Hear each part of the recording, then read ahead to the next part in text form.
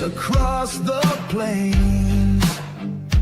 Hope rekindles in the crimson tide, as freedom's anthem calls our names. Great again,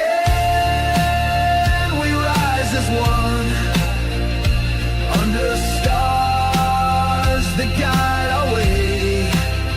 A song of promise has begun, and strength returns in light of day.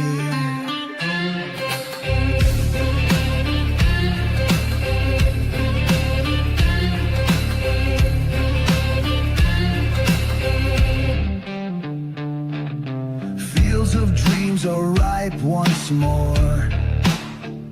Factories hum with honest pride.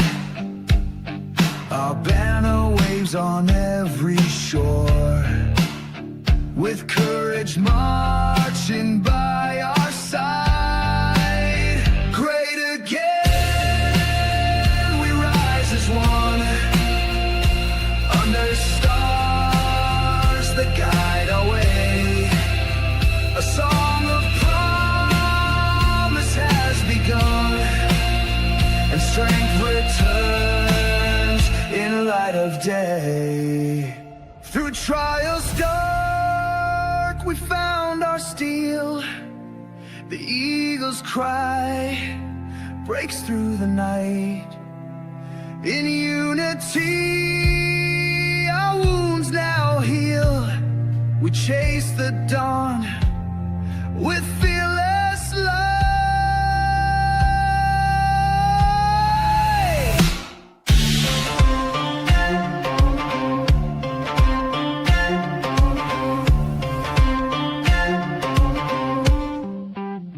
Great again, we rise as one, under stars that guide our way. A song of promise has begun, and strength returns in light of day.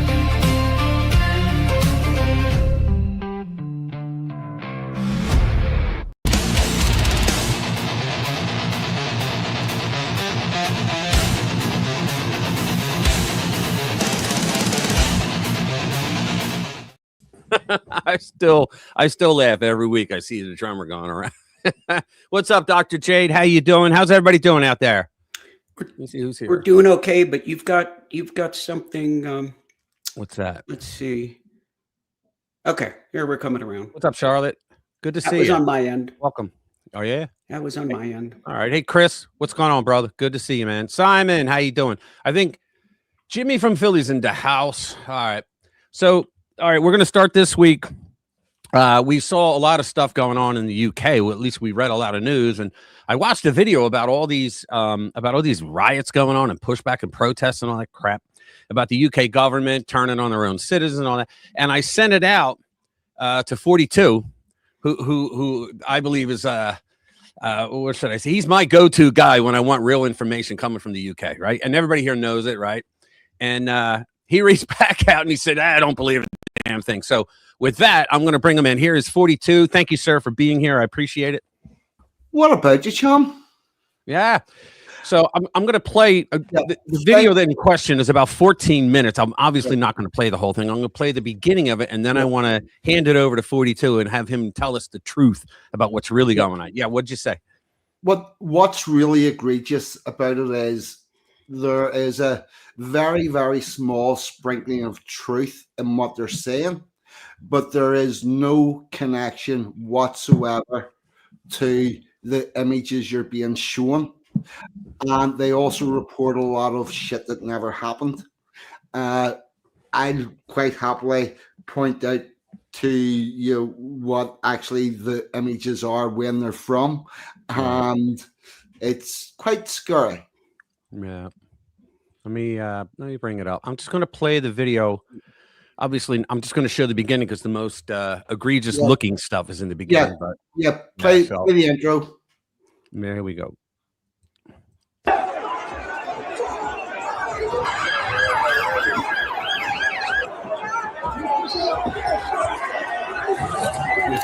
latest major protest against plans to house hundreds of asylum seekers at a military base. 68 masked groups nationwide. Public disorder up 43%. Government trust fell by 31%. These crowds are no longer pleading. They are taking action. Keir Starmer announced plans to fill military bases with illegal migrants from Africa and the Middle East. Hold on. Pause it there. Right. First off, the people that you see all in Black Bloc, they're Antifa. They are not British nationalists, patriots. That is something that was going on somewhere else about something else. That is one of the clips that's just not relevant going on there. You also seen a clip of a flags protest / anti-immigration protest that took place during the summer. Wow. And then we went back to another different group that were, oh yes, you had a very small clip of an actual genuine protest that happened that passed off entirely peacefully.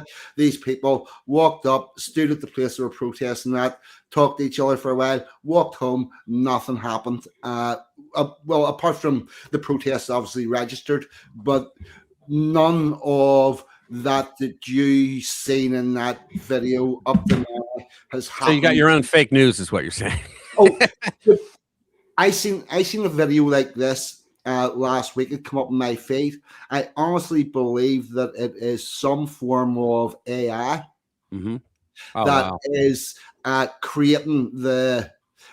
Somebody just types in a load of stuff. Go find me this for a YouTube video, and then they also go find relative footage for this.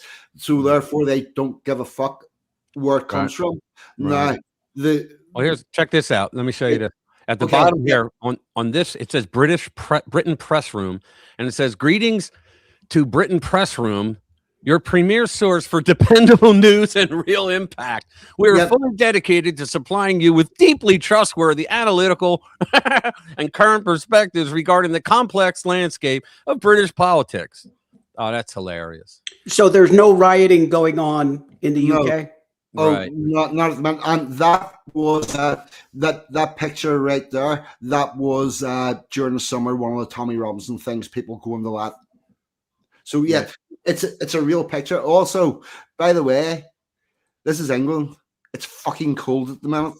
Yeah, exactly. It is fucking cold.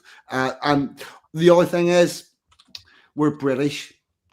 It's the ratting's off season. Yeah. The ratting is off between now and New Year's Day. Yeah. Hang on. Can I interrupt? I'm sorry. Jimmy from Philly. Now he was saying he couldn't see the screen. All right. Now he can see it. I told him hit refresh. I'm sorry. Go ahead. Yeah.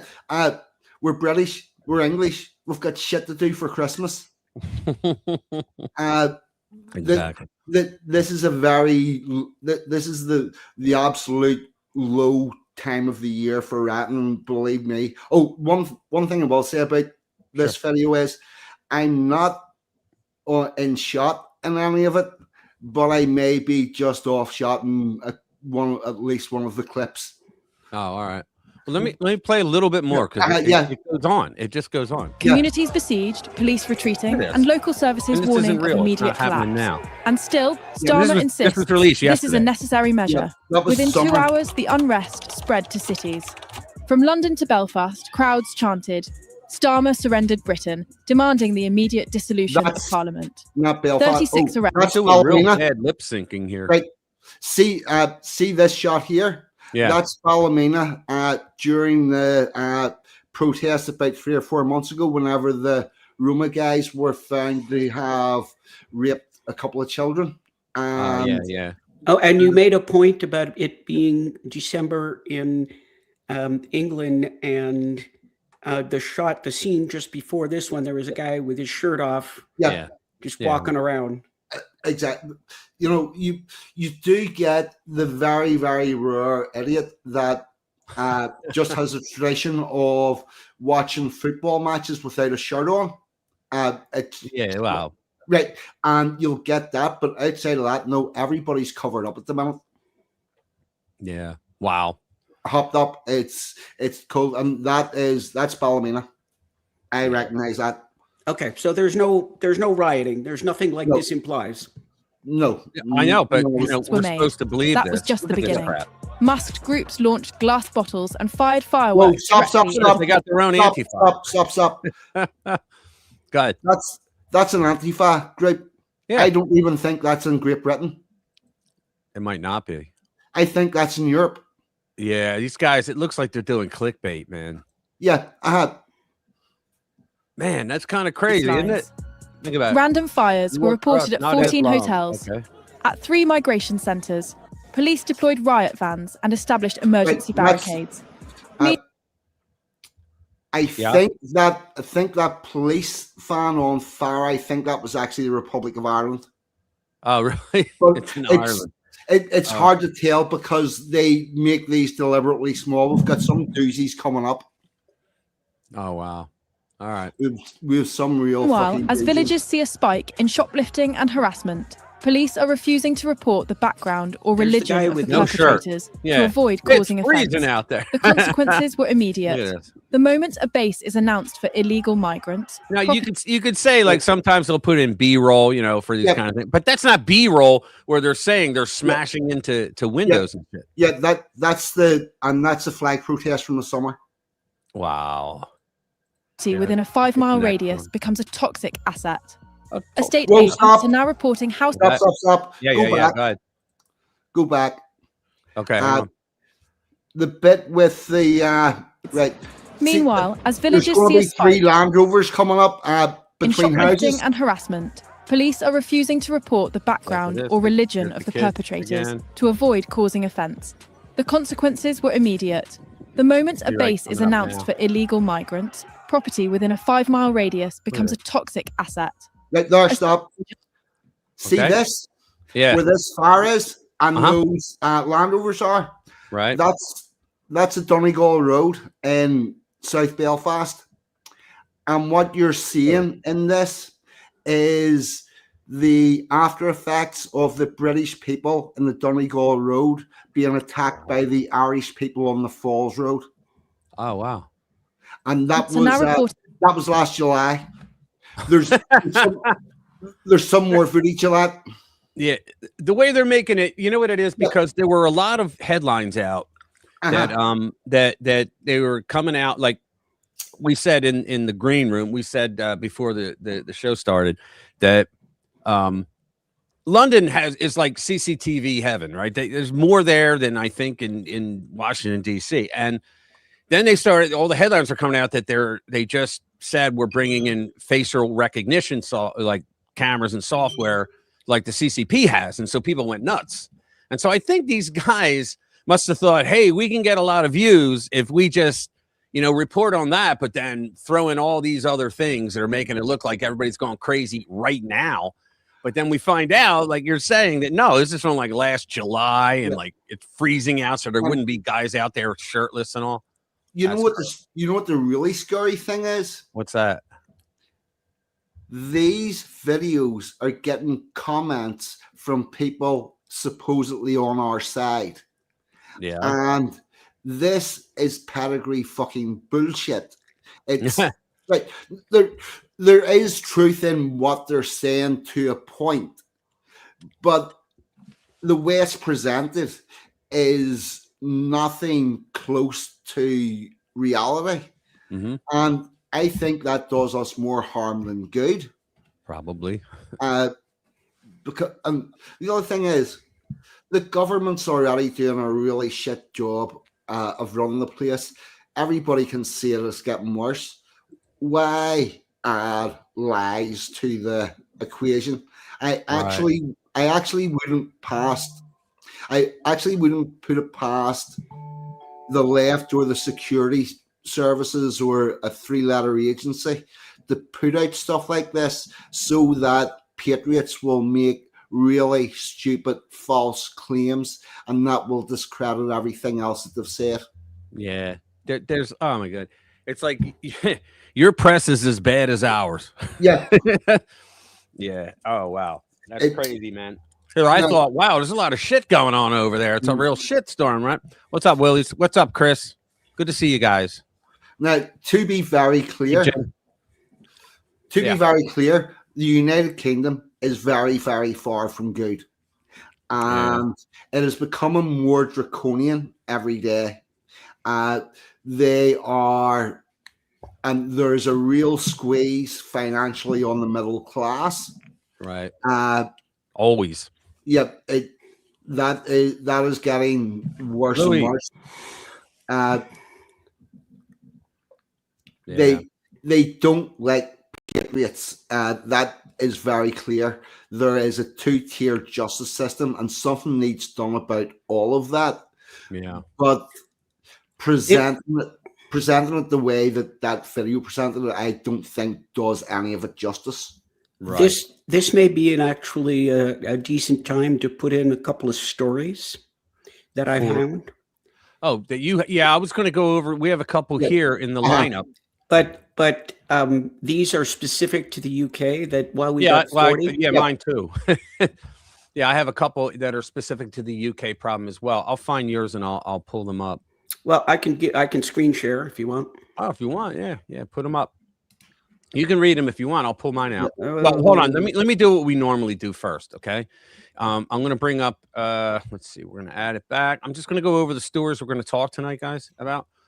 Trump's trade policies drive sharp narrowing of U.S. trade deficit. In other words, the tariffs that he's bringing in are really thinning that trade deficit with many countries around the world. Russia hoaxer Mark Elias. Mark Elias is your typical lawyer that if the Democrats want to steal an election, they go to Mark Elias.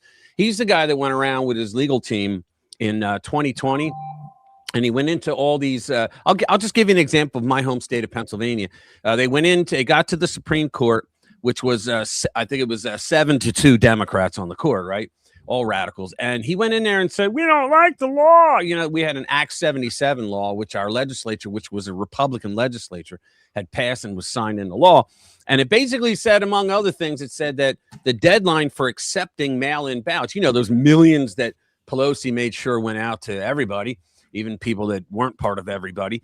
And he said that the law said that it was 8 o'clock election day night. Okay. And he went in there and got the Supreme Court to change the law in Pennsylvania, the Pennsylvania Supreme Court, to change the election law to extend it by 3 days. Now, the reason they did that is because they had to see how many votes that they needed to defeat Trump. You know, how many are we down by? Well, we're down by 100,000. We need 150,000. So manufacture them. That's what they did. But the fact of the matter is Article 1, Section 4 of the Constitution says that a state legislature has the authority to change and enact and repeal election laws, not the judiciary. We also had Kathy Boockvar, who was a Democrat Secretary of State, and she changed election law as well. She extended the deadline for when you vote by provisional ballot because I don't have the ID, let me vote, right? Those kind of knuckleheads, which we all know it's all criminal stuff. Talking about voting. See your voting machines that you use. Yeah, I think the scam in them is that they can give out real time tallies so as they know how many they need to stuff the vote. that is one of them. Yeah, the Dominion system. But you know what? Dominion sold. Yeah, but They just sold the company. But whenever they went after them, they went after them for way past what they should have done, changing votes and all that sort of stuff. Right. But I think what the actual key to it is they can know how many votes they need to win so that they don't go past the 100% of electors, although they have done that, and they don't, go too low. It's how they know exactly how many votes they need to buy. Yeah. Well, we had some counties that had more ballots returned than issued. Yeah. Right. Oh yeah. Well, that happened in Detroit. There were far more. Well, I think it was 82 of their precincts were out of balance, which meant that there were more people that voted than were actually registered to vote. But it was like 82 or 86 counties. Hey, what's up, our pal? What's up, Bass? Good to see you guys. Let me see. 42 on the firm. Yeah. Yeah. So there was so much shit going on in that election. But Mark Elias, what I was saying, Mark Elias, this on 2024, he was out there on Twitter bragging that they were going to do it again.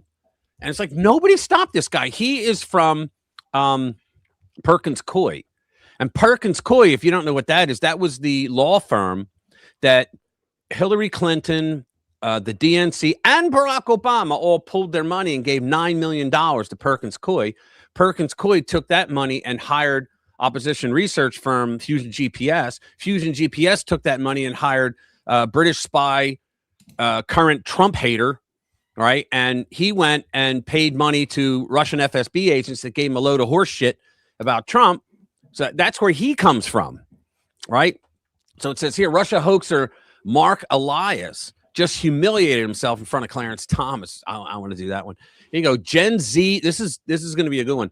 Gen Z is done when inherited guilt stops working, and they're done apologizing. We're going to get into that. Deportation is the only due process illegal aliens deserve. True. This woman is fucked royally. All right. Hope so. Hope so. Yeah. FBI dodged Ilhan Omar bro web probe by Miranda Devine of New York Post. The Clinton, here you go. Bongino, gotta love him. Clinton corruption files, new docs released on Clinton Family Foundation. All kinds of scamming going on there. A British judge finds migrant family £1 for stealing 1.2 million. Now, you guys are going through the same rogue. I call them Jacobins in black robes. You're going through the same shit that we went through here. Definitely concerned. Caroline Levitt responds to Mamdani video encouraging resistance to ICE. That's good. This woman here is the Islamic migrant takeover of Great Britain is happening just as leaders planned. That's a good one. Minneapolis passes beefed up sanctuary law, citing city values as ICE arrests mount. That's from Liberty Daily. Shocking case going to the Supreme Court. Public schools now are indoctrinating children in frickin' Islam.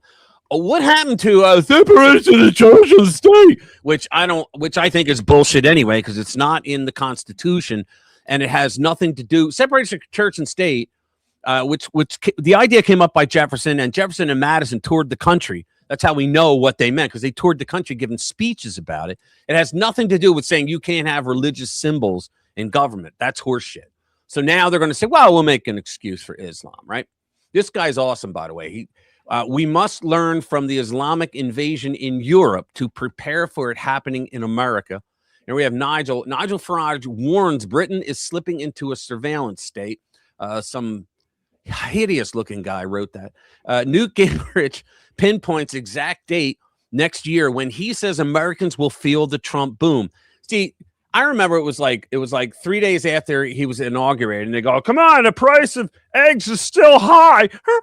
You know, it's like, you dumbasses, like, because see, they take him literally, and we take Trump seriously. When the libtards heard that Trump said, "Oh, starting on day one," they were like, "Okay, so he means that on day one, egg prices and everything else he said it to is going to go down." And we understood because we don't have warm diarrhea brains like they do.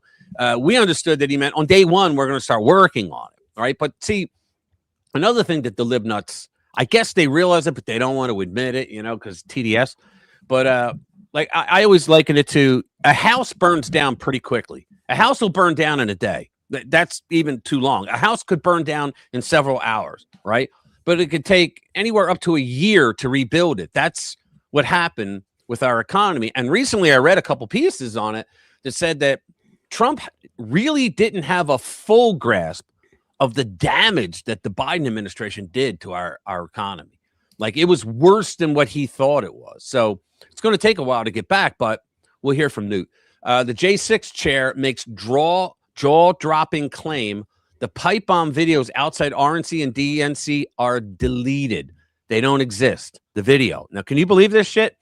And I remember the reports, we talked about it here, and I did a couple videos on this too, where the January 6th committee, right, all those treasonous bastards, that they deleted like, I think it was over a terabyte of their data and evidence, the electronic shit. They deleted it all.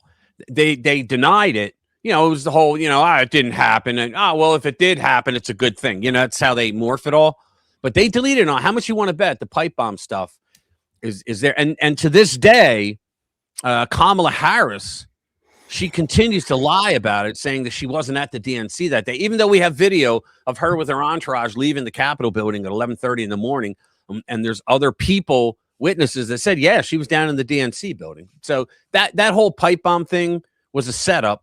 It was, if there wasn't a riot or some other thing to make Trump look bad. Because remember, you had the sitting president of the United States that was accusing the Democratic Party of rigging and cheating in an election in multiple states. So they had to make him look bad. Right, which is why now we see videos and there's documentaries coming out that the cops there were literally trying to be incendiary to the people, shooting rubber bullets and tear gas into peaceful crowds. Right, they wanted to start a riot, but the failsafe was the pipe bomb. It was a phony pipe bomb. It was inert, but the pipe bomb down outside the DNC said if nothing else happened, it was a peaceful day. At least the 11 o'clock news would say, oh, those MAGA extremists threw a pipe bomb by the DNC and our vice president-elect was there, a bunch of horseshit. So whistleblower warns massive fraud is happening in Ohio's Somali community. Minnesota, just the tip of the spear. So what is it with these freaking Somalis that everywhere they go in the United States, there's all kinds of fraud for money? It's a cultural thing. Yes, thank you. I was just going to say it is a cultural thing. In fact, from what I'm hearing, that if you're in the Somali community and you don't take advantage of a fraud that's going on, they're like, what the hell's wrong with you? What are you, an idiot? Why aren't you getting in on this, right? This is really good news. Trump granted Tina Peters a full pardon. Right. That? It's deeper than that. A lot. No, they do not consider it to be a fraud. I know. I know. They come from a country where nobody has anything, and right. It is incumbent upon you to take whatever you can get from wherever. So that is, and instead of learning how to do a job, they learn how to claim. Right. Oh yeah. Well, the thing is, over there, they don't, like Trump said it last week, they don't have a government, they don't have a police force, they don't have a military, they have nothing. People just going around killing each other. Oh, but the other thing is, it's the financial part of the war on the United States. Right. Because every penny that they can take off use is a penny that they will put into their community, keep in their community, and deny to the rest of the American public. Right. And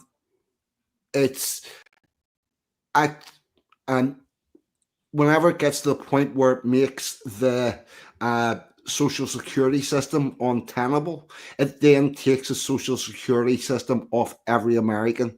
Right. And that's what the goal is. Right.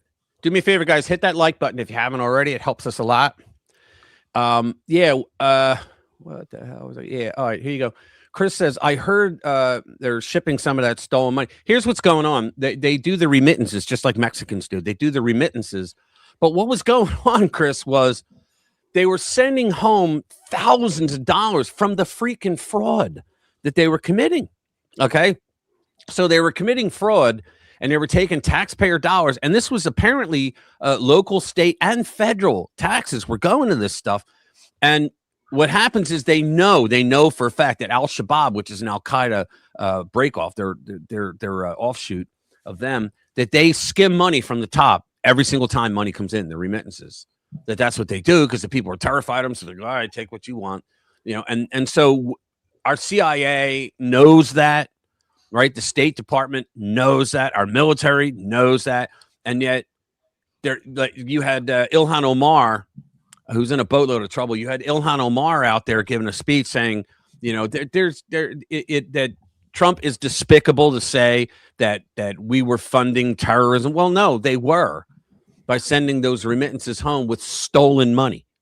So they were. All right, let's get back to it. So Trump granted Tina Peters a pardon. She's the woman who tried to shine a light on the election fraud. She wanted election integrity. and they wanted to make an example of her, and they put her in prison. Well, he just gave her a full pardon. I'm very happy about that. Then here's one. The story is "Cry the Beloved Europe." That's a good one. Hot takes: Gavin Newsom hands GOP a 2028 gift with a statement on healthcare for illegals. This guy, and it's just funny that the left thinks that because the goofy shit that they do for the progressives and makes them happy, the fringe of their party, which is now becoming more mainstream because the normies are leaving the more that they reach out to the fringe. But they think that because that makes the fringe, the AOCs and the Ilhans happy, right, that it's going to make everybody else happy because he's an idiot. I mean, he just doesn't believe it. Now, this asshole, all right, Senator Kelly, he was one of the 6 that did that video where they pretty much told soldiers that they should not follow orders of the commander-in-chief if they think that it's an illegal order. So it's now been confirmed that the U.S. Navy report outlining possible punishments for him. So what I think they're going to do is they're going to make him active again and then do a court-martial on him. They can do it too because he's still under the purview of the service, and they can bring him back active, court-martial him, and punish him for all the shit that he did. Plus, we got the whole plethora here of all the other shit that's going on. But yeah, let me see. Yeah, so I don't know which one you want to do first, but just bring it up. I have a couple. You should be able to share my screen. There it is. Go ahead. Okay, because I got a couple I would like your take on as well, 40. Yeah. This gentleman, it's out of the Telegraph, IT consultant arrested after posing with a gun on LinkedIn. This is from November 28th. And so what we got here is an IT consultant was arrested by police in Britain after he posted a picture online of himself posing with a gun in the United States. John Richelieu Bluth, interesting name for a UK, said he was shocked by the Orwellian decision that West Yorkshire police to prosecute him over the social media post. The 50-year-old said that on August 13, he had posted a picture of himself on LinkedIn holding a shotgun while on a private homestead with friends during a holiday in Florida. Isn't that crazy?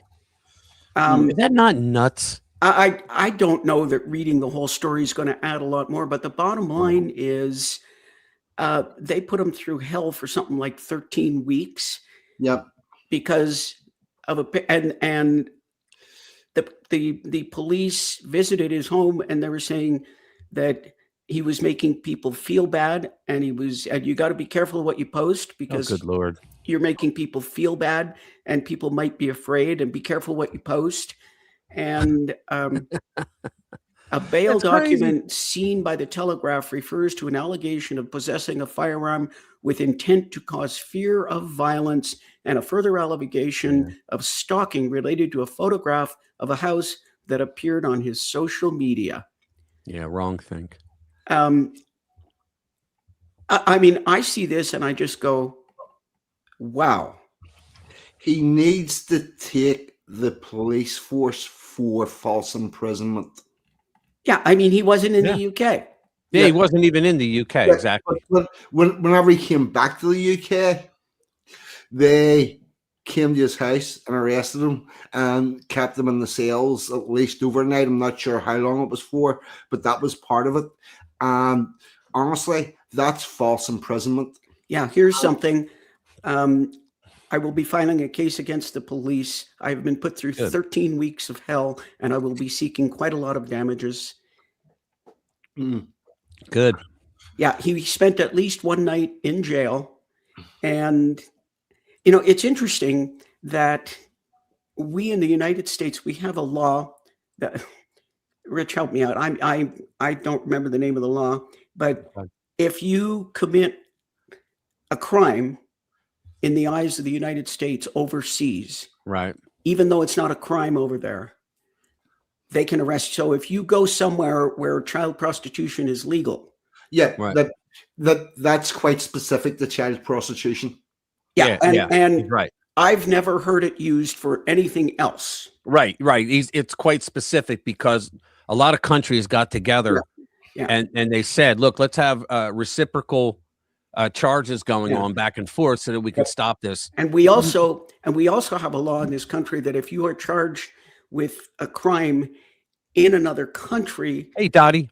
that is specifically legal or allowed in the United States, those charges will not be considered against you in the United States. So if you go somewhere that, like for instance, Adderall that people use for ADHD, Right. it's illegal. It's equivalent to cocaine in Japan. Oh, wow. Yeah, don't bring your Adderall if you go to What kind Japan. of cocaine did I got in Japan? Yeah, so here's the thing: as bad as it was that he got arrested and taken the cells overnight because he posted a picture, and it was really bad. Here's the interesting thing: see, in America this week, there's probably 1 million men that have been arrested and taken to cells and kept overnight on the basis of their girlfriend was pissed off. And there's nothing said about that. We did that here too. You know, no, they do that in America. That it's more common in America than it is in UK. You know, so while this is bad, we also need to realize that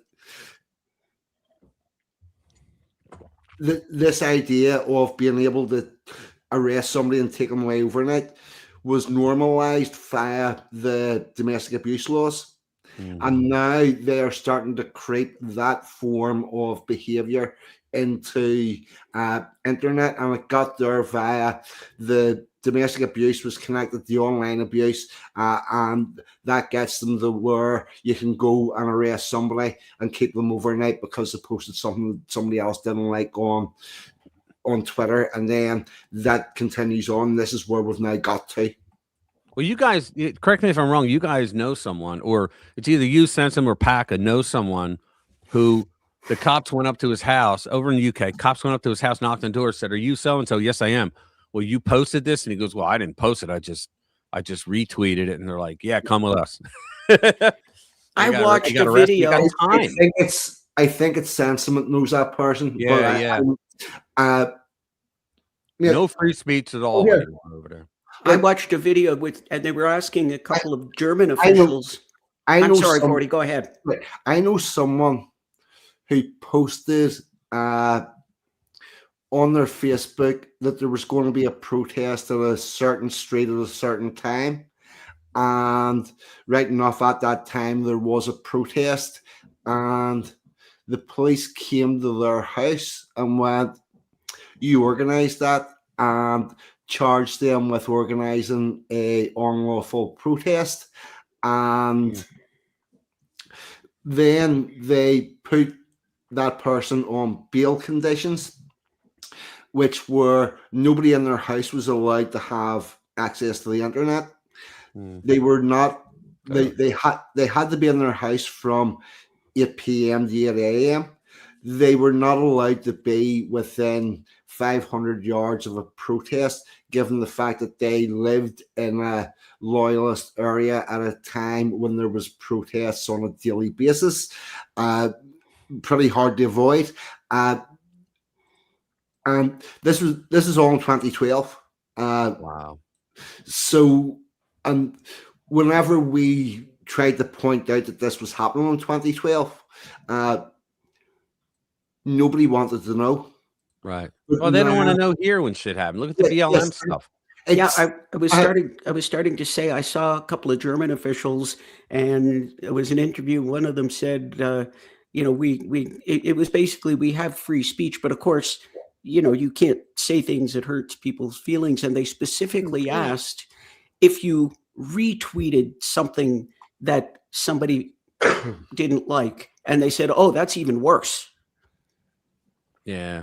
Oh, and again, this all started with protecting people from misogyny. Yeah, it's crazy, man. What happens is they pick a group of people that they think are not going to garner the public's sympathy, and they prosecute them to the level that they possibly can, while send a message, while ostracizing them. But then once that those laws have been through a court system and ratified and normalized and acceptable, then they can move those laws onto the next Yeah. egregious bunch of people. Yeah, it's called incrementalism. Yeah, and everybody only gives a fuck whenever it gets to their level. Yeah. And until we start to realize that everybody needs to have a zero tolerance on all of this shit. Black olives matter. Black Yeah. olives matter. It's an Italian thing. Thanks, Lou. That's good. The more That's you good. know. All right, let's do the next one here. Well, this one. Irish teacher jailed for third time over pronouns dispute. Oh, this is good. This is right in your end of the woods. No, it's not. That's the next country over. Yeah. Okay. Yeah. All right. For You know what me- you want to do? You want to zoom it in. Yeah. Well, you got a Mac, don't you? I was going to say. Yeah, no, let's see. to How do I the- do that? the How do I text get do a little, that? a little This better. is Burke. I the don't Burke. know. I don't God, you know. can just read it. I'll just read it. Yeah. Yeah, for me, like 6,000 miles away, it's in your neck of the woods. Yeah. Okay, so Irish police arrested a teacher this week for reportedly violating a court order to stay away from a school where he refused to use a student's preferred pronouns. Okay, you'll have to help me with this one. Right. Angarda Sotiana. Irish police. Yeah. Well, yeah, that I figured, but I probably butchered the pronunciation. Oh, trust me, I call that leprechaun language. Okay. Right. Ireland's Leprechaun national language. police. It is, All right. well, it is. It's a fucking leprechaun language. They invented it about the 1830s. There you go. Wow. Took Enoch Burke into Glad you custody said it. Monday outside Wilson's Hospital School. The institution is where Burke declined to refer to his student with they pronoun, according to the Irish Times. And High Court ordered Burke to stay off campus last year and sent him to prison. So what we have here is A failure. somebody going to prison. The original crime was not using proper pronouns. Yeah, he worked really hard to get himself from that to being in prison. By the way, Yeah, he looks like looks like he ran with it because he took the original and then he continued to disobey the judge's orders. oh Wow. it goes beyond that. This guy has for years been walking into meetings that he's never invited to or supposed to be at, with organizations that he's got fuck all to do with, and starting to shout at people who happen to be there, who are there trying to do their thing or their town meeting or whatever, but not. And you know where you have a thing where like you have a town meeting, and in America you have it where everybody gets a microphone for a bit. Well, we don't have that. That is not a thing in Ireland, but he just goes in and shouts at people. He was in shouting at the ministers a while ago. He turned up in Northern Ireland, a different fucking country, to shout at the education minister for some reason. I would rather he kept his nose the fuck out of my country. So this guy is a shit disturber. Yes, he's a shit disturber. Shit disturber. He's a mix between a shit stirrer and a sovereign citizen, and he could have citizen. Yeah, you know, he is going to jail, and that's Linda. and bad but he's not going to jail because he's got the wrong opinions. He's going to jail because he was a shit about how he expressed having different opinions. So he's going to jail because he's an asshole. Yeah, There you go. Yeah, that's pretty much it. There you go. Okay. That's the American version. Okay. Yeah. That's it. Now, to be very clear, I do not believe that schools should be endorsing any form of sex change or any form of gender identity. I think that the children are too young for that. If I was in charge of a school and a boy turned up that said he was a girl, or a girl turned up that thought she was a boy, I would say, do you know what? Go you home and have a sleep, and whenever you wake up, see, can you look in your underpants and see if you're a boy or a girl? Yeah. And if you get that wrong, go to sleep again and do that again until you wake up and you get it right, and then you can come back to school. I But- was reading something for you that RFK Jr. is pushing. I only saw one story about it, so maybe it dropped. But the RFK Jr. was pushing to go after all of the. They wanted to go after all of the doctors, hospitals, whatever, that did that gender care surgeries and just the beta blockers and all that on children. Yes. And so they want to go after him, and just because that shit was wrong. I'm sorry. Yeah, I think you meant puberty blockers. You said beta blockers. Yeah, okay. What did I say? Puberty I think you said beta blockers. Oh yeah, but no, puberty blockers. Puberty Yeah, blockers, yeah. yes. Sorry. 100%. Those people need tried. Yeah, because they did. Obviously, they did it for the money. Yeah, and they we know that whole movement. I'm not going to say the word, but we know that. Whose phone is ringing? We knew that whole movement was pushed by the media. It would not have been. It would have not seemed that it was as big as it is and as widespread as it is, because it isn't. And so I think that media should be held culpable for a lot of the shit that happens around the world, because they get on the left side. We all know that, but they push narratives to make them seem like they're a hell of a lot bigger than they really are, and a lot of people get harmed by that. It's actually quite similar to Tourette's. Yeah, because see, if you get one person in a school with Tourette's, right, by the end of the week you've got 5. Yeah, because you get the curse. Yes.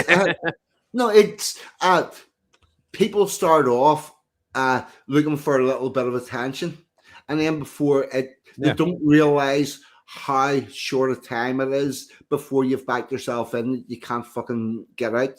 Yeah, and then you're tunneled in. Right. I want to do this one. It's a Gen Z. This is good. Gen Z is done when inherited guilt stops working. They're saying F you.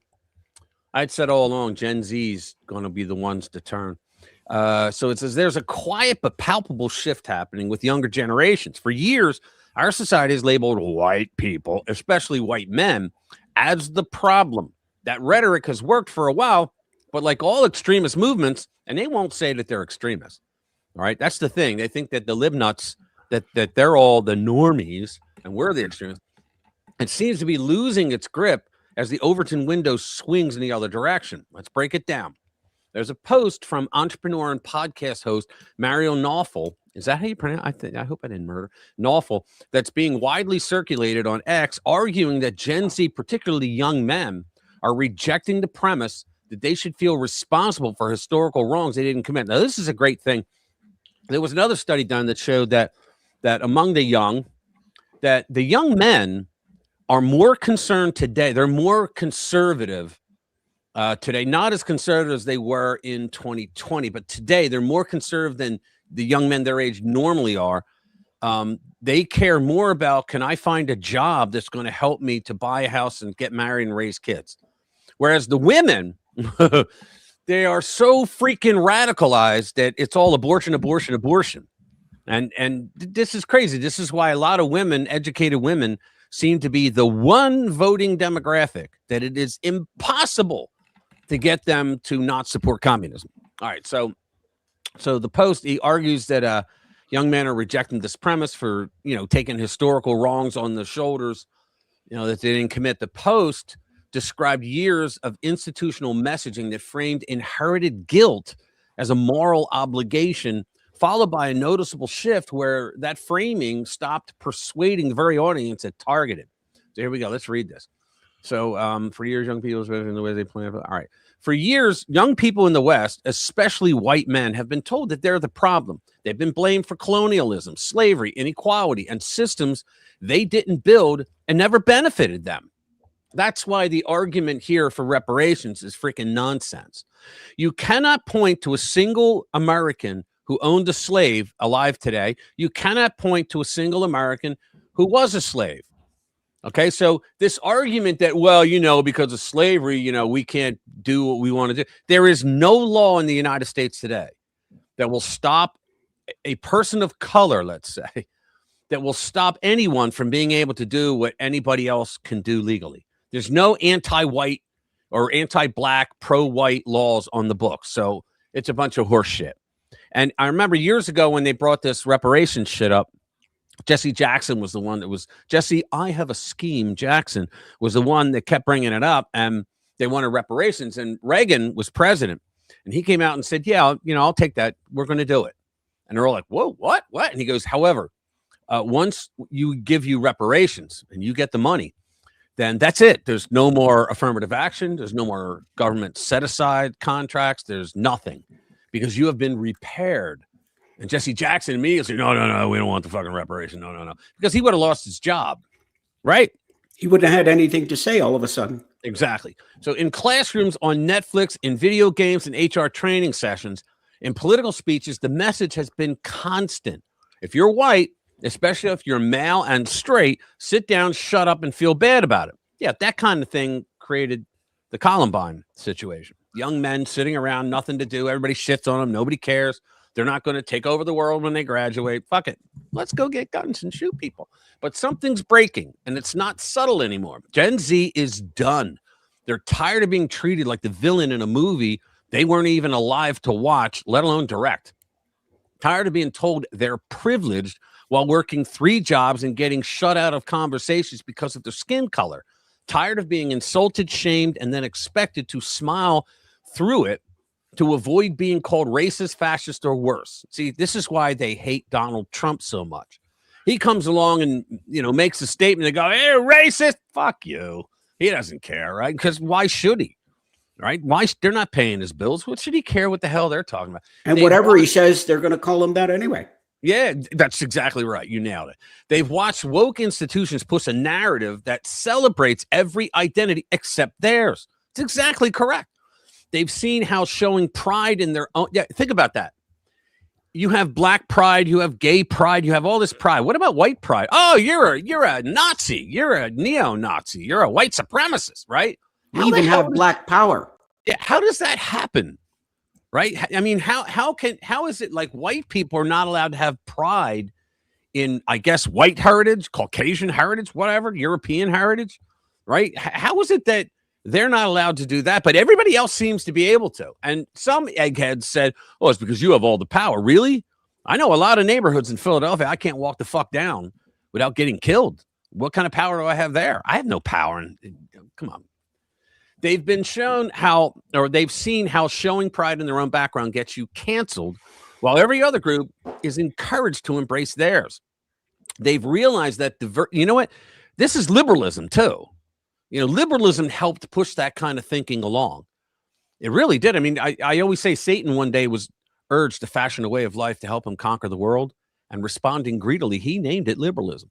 They've realized that diversity now means exclusion to them, and it's true. And now they don't care what you call them. This is what happens when you do it too much, and when you elect a guy named Trump. They know the game. Say something uncomfortable, get smeared as far right. Ask a question, get branded as problematic. Breathe the wrong way, and you're accused of hate. So they're tuning it all out and speaking up anyway. Good. It's about freaking time. If only the freaking rhinos in Congress could be the same way, right, guys? Some are becoming openly conservative. Others are just refusing to play along. And yes, some are going too far, getting pulled into genuine hateful ideologies, not because they started with hate, but because they were pushed there by a culture that told them that they had no place unless they apologized for existing. Think about this. In New York, to go one better for politics, in New York, I remember when Cuomo was telling conservative, if you're a conservative, you have no place in New York. What? You have no place in New York. If he's telling fellow American citizens, you have no place to live or work or run a business in New York if you're a conservative. This is how far they've gone. That's the real danger. Push hard enough, shame deep enough, and silence long enough, and you'll create a backlash you can't control. No, this is how Trump got elected. A lot of young people voted for Trump because in his message, He had an economic message, right? He had a message that you're going to be able to be proud to be a freaking American again. Whereas warm diarrhea brains, Biden and the lesser of them, Kamala, they had no message like that. Their message was more of this bullshit. No one should feel guilty for the color of their skin. Amen. No one should feel ashamed for what their ancestors did. Amen. My ancestors didn't get here until the year 1900 anyway. Being white isn't a crime. It's not a confession. It's not something that needs explaining. White guilt is dead. Gen Z killed it. Good. And no amount of hashtags, lectures, or forced diversity seminars are going to bring it back. That's cool. Look at this. I love that pic. They're all wearing. And you know what's an interesting fallout? It's kind of What's a that? parallel to this, is how many liberal women are crying and boohooing Hey, Ludwig. and screaming about, oh, how the men won't pay attention to them anymore. Yeah. Yeah. And they're all out there whining and dripping and moaning. Yeah. And well, you've told every guy that you've ever met how disgusting they were. And now you think they want to date you? Mm-hmm. Did you ever hear about the woman who was totally convinced that male privilege was a really big thing and decided to prove it by presenting as a man for a year? Not a transsexual, just dressing. Did you hear about her? No, I thought I did, but then when you explained it more, no, I didn't. No, she wasn't a transsexual. She was just a person. She was doing this as a social experiment, and she had drums people behind her and psychologists and whatnot and professional people to do her makeup and get her presented. And she lasted 3 minutes, approximately 3 minutes. The first door she went to walk through, presenting as a man, she walked straight into it because the doors had always been held open for her before. She says it was as if I was suddenly invisible. Wow. She totally her take on the whole thing was she doesn't understand how men do it because of the way they're isolated and the way they're treated and totally invisible. Like there was one thing done where they put a girl child outside a shop, lost. Thank you, Lou. They put a boy child outside a shop, and they put a dog outside a shop, lost. And it was approximately 3 minutes before somebody had become concerned about the girl and started to look for the parents and whatnot, and was sort of shouting and bringing other people over, and then the girl got reunited and all that was fine. The dog was about an hour and a half. People became concerned about the dog before they did about the boy. Yeah. Crazy, isn't it?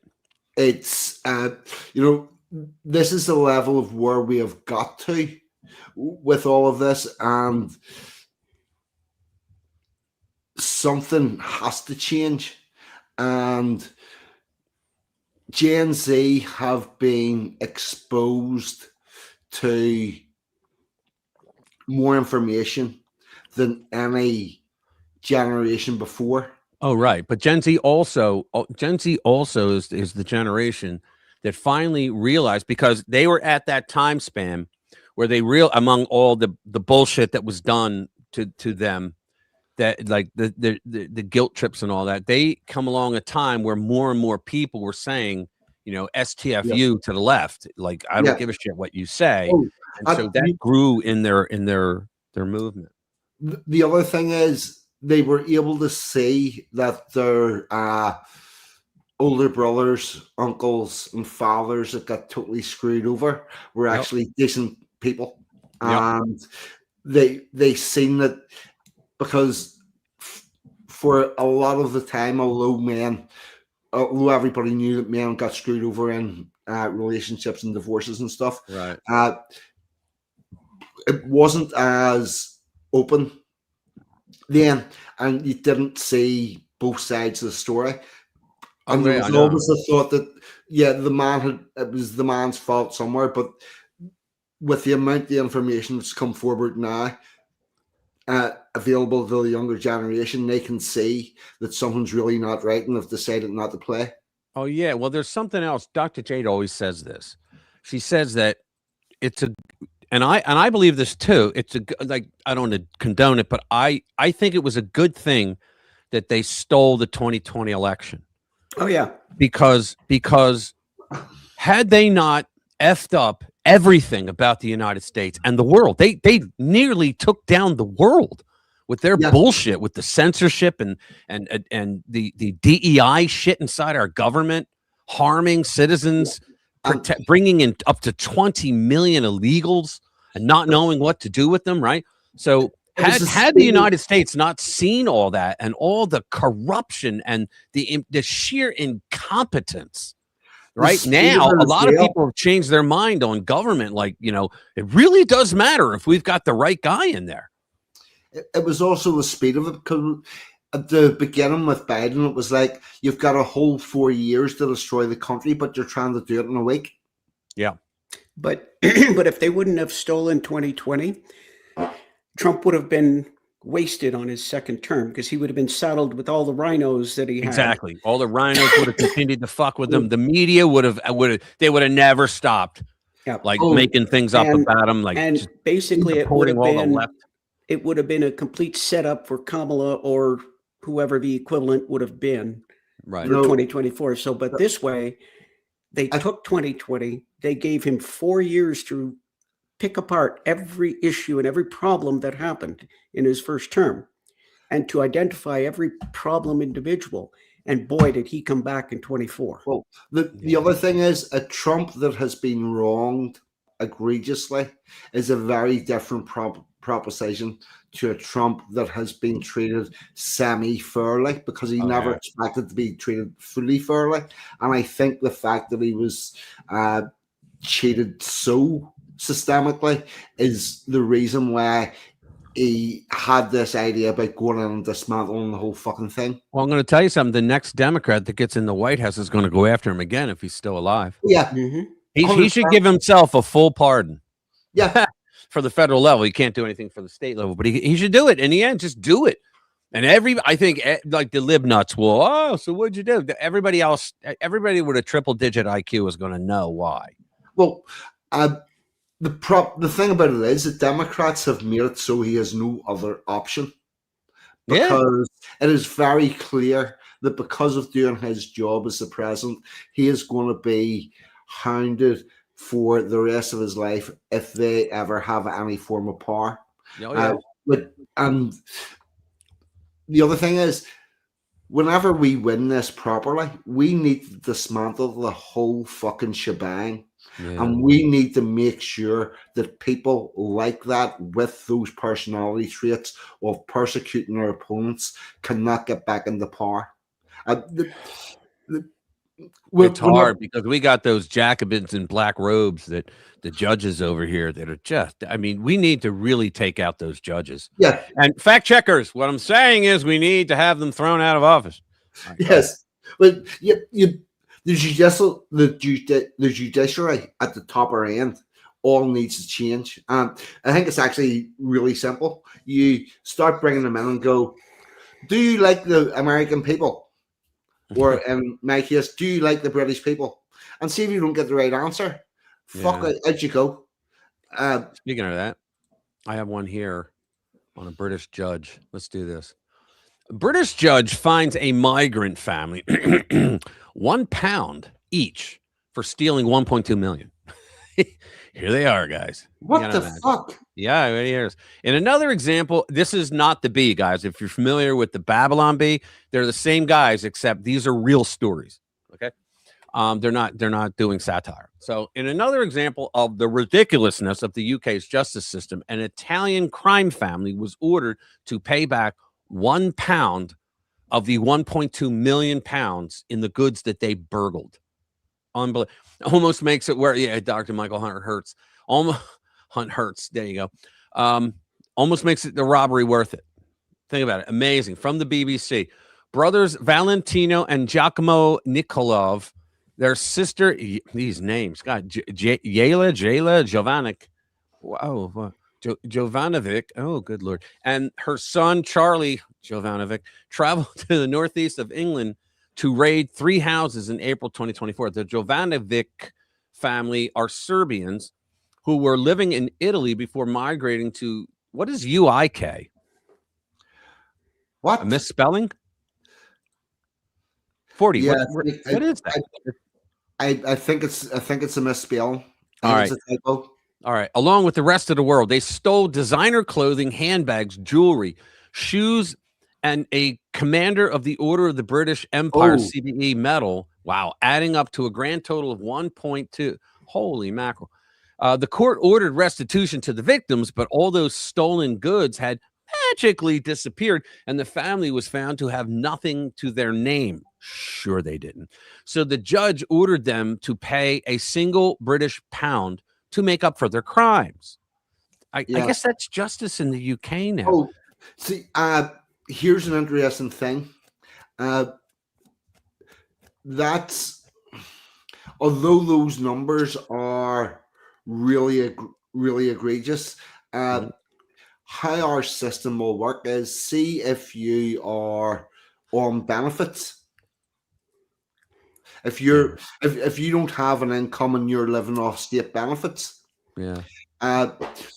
any fine that they give you then comes out of your state benefits. So therefore they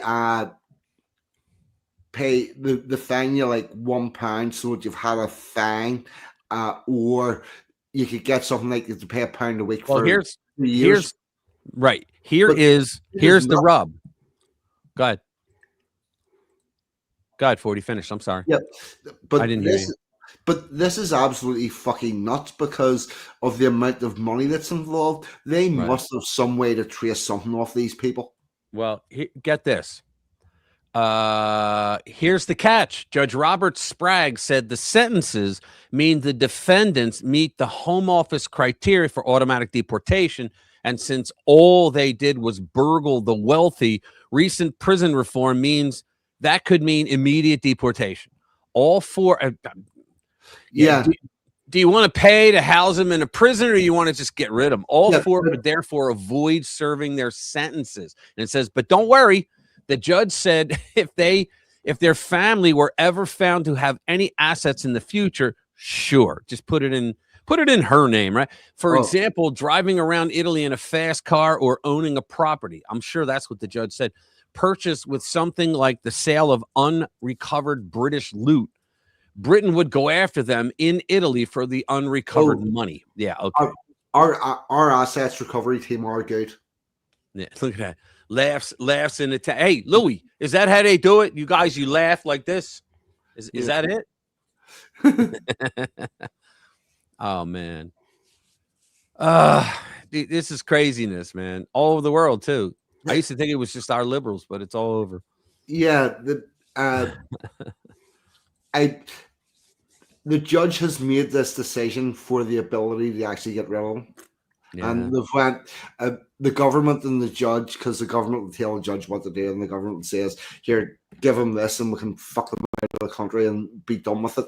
Now, the problem's going to occur in actually trying to get them out, because it wouldn't surprise me if their departure flight gets leaked out and then there's a large protest for them to be staying. Right. Here's something. Go ahead.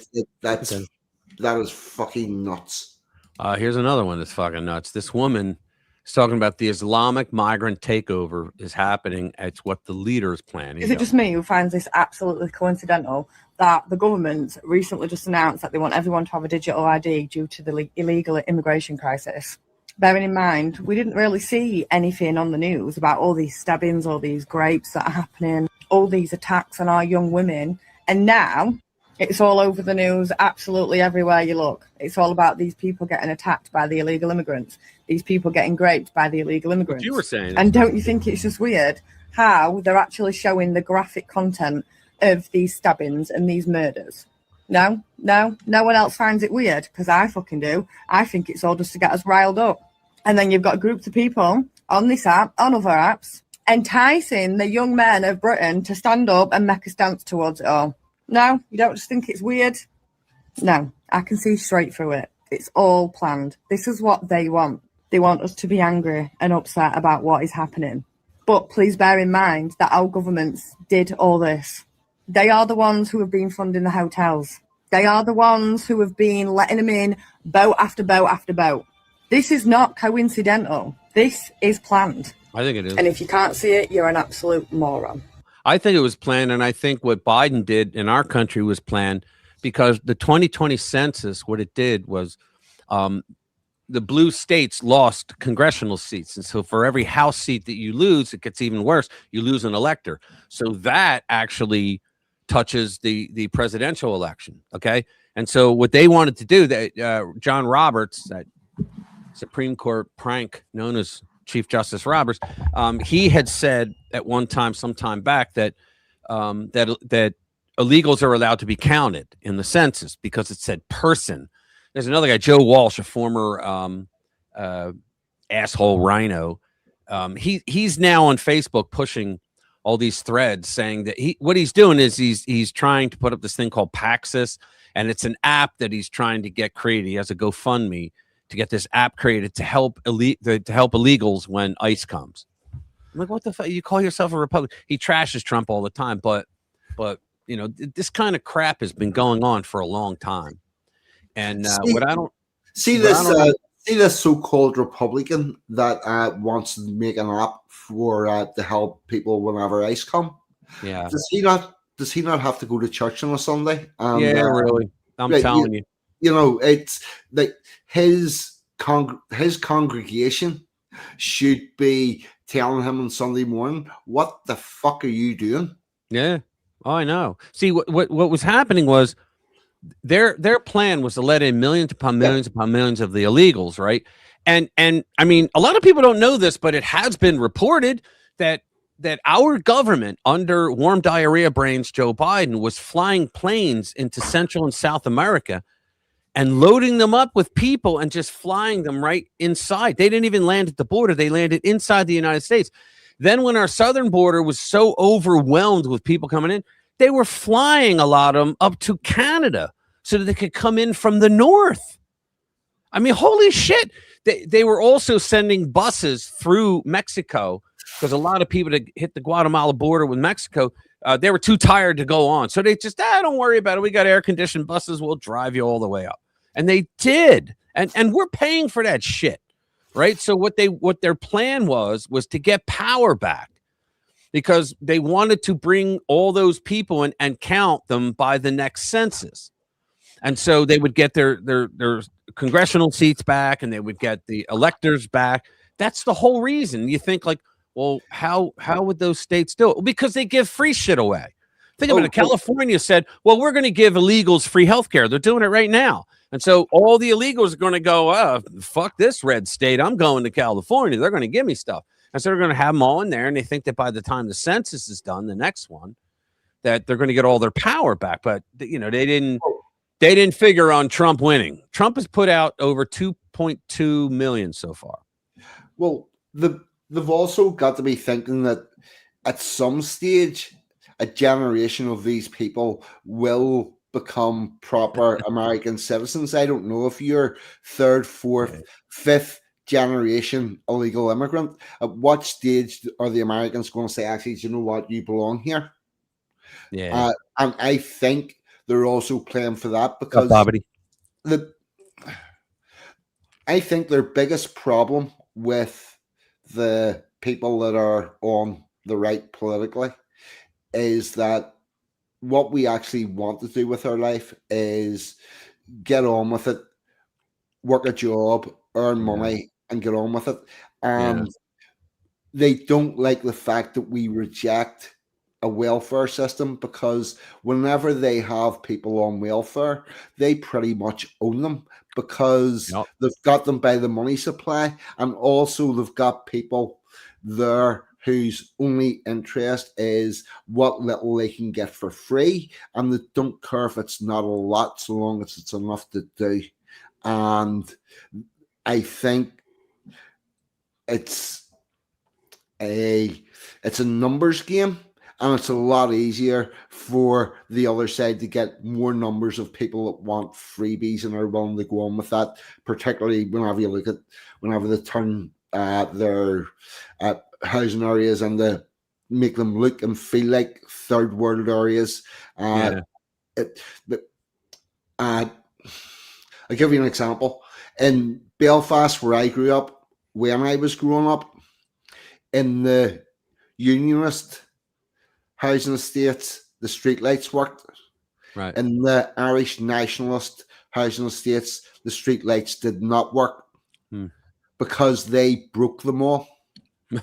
And then they started violence anytime anybody came in to fix them. So they deliberately kept those areas unlit and less friendly looking, and that was also to make. So they then went to their people and says, "Look at the state you're living in. Look at the state of your housing. But here, fuck you, bollocksed it up." You know, it's a very weird symbiotic relationship where they like people that are willing to put up with shit, providing they're getting it on the freebies. Yeah, exactly. Here's another one I want to do. It's the guy's warning. Here you go. So he's saying, we must learn from the Islamic invasion in Europe to prepare for it happening in America. And I think he's right. Yep. So, I'm sorry, but if you as a country allow young men get that volume. come from countries No, it's all the in way which up. women aren't even classed as second-class citizens, and you put them up in four-star hotels, allow them to work illegally. Nigel. Their attitude towards women is completely different to ours. So the social effects of this are appalling as well. Okay, so here's what's going on. A 15-year-old girl in Warwickshire, England, was raped by two asylum-seeking Afghan men. Their lawyer then blamed the attack on cultural differences. He said his client was not used to a society where women are free and deemed equal to men. Can you believe that? Like, I remember Sweden when Obama and Hillary encouraged the Arab Spring, if you will, for them to go up through Greece and go across the whole continent. That's what started it all in my eyes. But can you imagine that Sweden had to do mandatory classes for incoming refugees from the Middle East, and tell them, look, it's not okay to rape women. Okay. Oh, you know, Sweden, we don't like that here. And they're like, wait a minute, what kind of society is this where I can't rape a woman and get away with it? You need 5 people, 5 witnesses. Yeah. It's like these people like, and they want to say that they want to assimilate into our society. Yet they believe they just believe they have the inherent right that they could rape any woman they want. Oh, Sweden had 35 no-go zones in 2014. Yeah. Can you imagine? It's been going on for a very long time. Whenever I say a no-go zone, there's no police goes in there. There's they no won't. Post, yeah. There's no post goes in there. There's no fire brigade goes in there. There's no ambulance goes in there. It's 40. There's no go zones in parts of Minneapolis. Yeah. All right. And I understand that Sweden's offering a ton of money for these people to self-deport, something in excess of $30,000. Yeah. Here, Rich. Or 30,000 euros. Have you used parts of Minneapolis that the ambulances don't go into? Oh, yeah. Yeah. Fuck. I know. Can you imagine? And yet you're a racist if you say it is a no-go zone. And here they were telling us there's no such thing as no-go zones. And the cops are like, what are you, out of your mind? Of course there is. There's certain neighborhoods we don't go in. Oh, see, parts of LA they don't go. Look at what's happening with ICE right now. Look, if a nice agent's doing his job in Los Angeles and he gets all the shit thrown at him, rocks, bottles, whatever, and all these people are shooting fireworks at them and all throwing M80s at them. I mean, what the hell do they call it? That's a no-go zone. You don't want to go in there, but you know what? The ICE guys, God bless them, they're going anyway. Yeah, but they go in force. Like, oh yeah. See in 1970s Belfast, where we had physical barriers across a load of roads. There he is. To restrict transport and have these things barricaded off. We had ambulance tracks where ambulances could get through to wherever they needed to go. Yeah. You know, even if you've got to the point where you're stopping ambulances, you're worse than the height of the Troubles, Northern Ireland. Yep. Let me finish this. And that defense right there is exactly why those young men likely shouldn't have been there in the first place. And again, this is in England, but we can take that, look at it, and learn from it and start applying the necessary mentality to stop things like this from happening. We can start applying that mentality. And think about it. They did interviews. We played the video last week. They did interviews on the street with a bunch of Somali men in Minneapolis. And they're saying, do you want to live under Sharia law or the Constitution? They're like, oh, yeah, of course, Sharia law. What? And so now they got politicians in Minneapolis that are pushing, we want to push Sharia law. It's like, do you guys even get the concept that we don't even want you here, but we let you in anyway? And now you're trying to say we don't care about your laws, we want to bring our own? No. And then you got the eggheads that come in and go, well, Sharia law, you could have the Constitution. Sharia. No, you can't. It's the exact antithesis of constitutional law. Oh, what they're going to say is the Amish have got religious concessions, the Mormons have got religious concessions, the Mennonites have got religious concessions. Yeah, but none of those religions want to behead people, the infidels that exactly.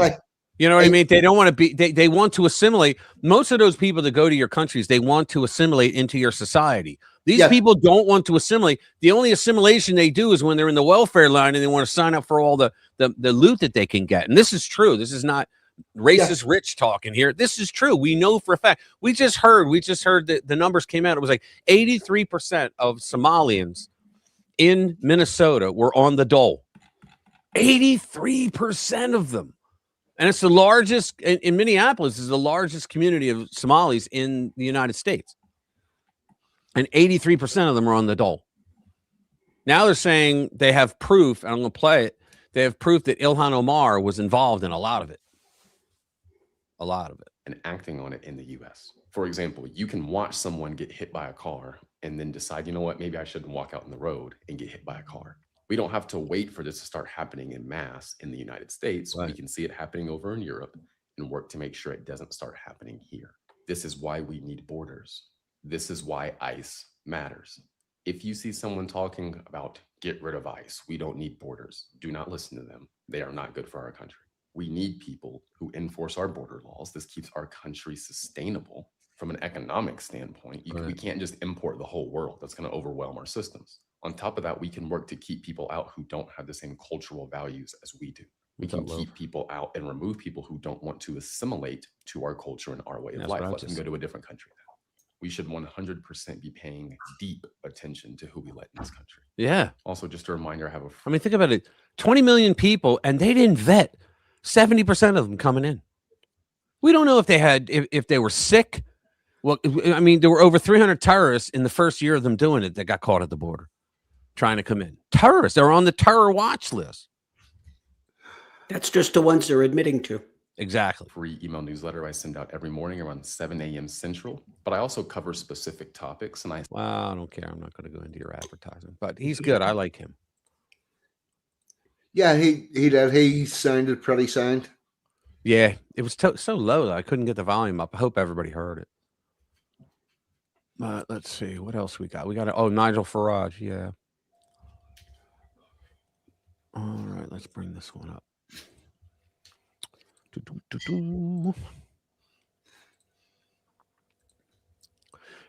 Farage warned. Oh, yeah, this was me. That's right. I wrote down. I'm sorry.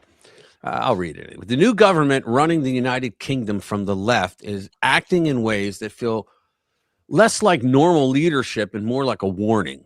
They have already worked to undermine the Magna Carta. They keep arresting citizens for what they say online. Now they are pushing elections even further into the future while planning to cover the country with facial recognition cameras. Nigel Farage did not bother to pretend. As a reform leader, he accused the government of stacking depredations upon depredations on the British public. The newest example, he said, was another unexplained delay of local elections. The announcement arrived on the very same day that the government started rolling out cameras based on China's facial recognition system. At a Reform Party press event, Farage called the situation monstrous and explained it directly. He told the room, quote, "Today's the day we learn that there will be surveillance cameras, not just in our big cities, but literally in every single village. The surveillance state is getting very, very close indeed." He reminded the country that this news arrived during the same week reports emerged that an 800-year right to a trial by jury may be removed. He also pointed out that the government is trying to force digital ID without ever telling voters about it beforehand. He warned that the system will leave literally every single one of us in this country open to hackers. Farage spoke plainly about the people now in charge. He said that they form, frankly, a very authoritarian government. According to him, they have no real belief in liberty, no real belief in individual freedom, and no real belief in democracy. None of this is theoretical. Elections were already postponed last year. Yeah, why do you do that? They do that and they go, "Oh, we still believe in election." The areas that vanished from the ballot were places where reform had strong support. Now, they did the same thing in Germany, didn't they? They had a third party that looked like it was starting to rise, and the German government said, "Well, you can no longer run." Yeah, they declared them. They declared them like persona non grata. They just said, "Yeah, and they're terrorists or something." And they did the same thing. I think it was there. I think it was in Germany where who was it where the woman was going to win, and then they all got to get all the other parliament got together and they did something to screw her out of it. Where was that? Here's the unfortunate. Oh, that was France. Yeah, okay, you're right. I'm glad, 40. Yeah, you're right. Thank you. Yeah, but here's the unfortunate thing. Farage fucking kneecapped UKIP after he left them, and after Brexit. So he hasn't really got a leg to stand on that because all the run up to Brexit, then Brexit happened, we won the vote. Farage fucked off from all the politics and then only came back whenever it looked like UKIP, the party that he used to run, were going to do really well and move even further to the right than Farage is. Then he fucking popped up with the sock puppet. I don't think Farage did it. I don't think Farage intentionally screwed that party. Oh, he did. I think he walked away because he had to. Farage. You're wrong. I live here. Farage 100%. Farage ran UKIP like his own personal domicile, like his own private company. And nothing happened in UKIP without Nigel Farage saying yes or no. And I think a big part of his problem was he didn't like that other people were running UKIP, so he fucking destroyed it. Oh, really? Yeah. I didn't read any of that. I didn't hear any of that. I have a little bit of inside track because I've seen UKIP documents about the rules of the party. And by fuck, it's a dictatorship. Wow. Farage said millions of pounds had been spent preparing for those contests. Campaigns were already running. His own party had just announced a serious candidate for mayor of Hampshire. And is it Solent? Solent. Yeah. Falklands War veteran Admiral Chris Parry. Parry is remembered as the first man since World War II to sink an enemy submarine. Good for him. Hours after that announcement, the government canceled the election. Farage said there was an obvious reason. Their internal polls looked overwhelming. Quote, "There is, of course, one very big reason why the government thinks these elections should not go ahead, that reform would have won all 4 of these contests and would have won them quite comfortably. The government are basically committing electoral fraud upon the electorate. Now, England, the UK is not the only one doing that. It seems like and you know what it is too? I think a lot of populist nationalism is breaking out all over the world and throughout Europe. And I think that the globalists got together and said, look, we got to nip this shit in the bud. Well, how are we going to do it? The people are really like, we just cancel the elections. Well, Farage needs to take a legal challenge. There's mechanisms within the Houses of Parliament for Farage to launch a legal challenge and have that put before a court and have a judge make a decision on that, whether or not these elections happen. And that's where we'll find out exactly why they were going to be called and why they were took out. But if Farage is what he says he is, and a politician, he will make the legal challenge. Although I will say that Farage also said he's worried about the Magna Carta being on their mind. And Nigel, the Magna Carta was repealed fucking 400-500 years ago. Pretty much, there's only 3 acts of it that are still active. However, everything that was in the Magna Carta, plus a hell of a lot more, is in the 1688 English Bill of Rights, and that's what you need to be going after and stating for your legal presence, please, Nigel. Yeah. Bye-bye. We're going to shift over. We're going to have some good news for once. It's not all shit news, guys. All right.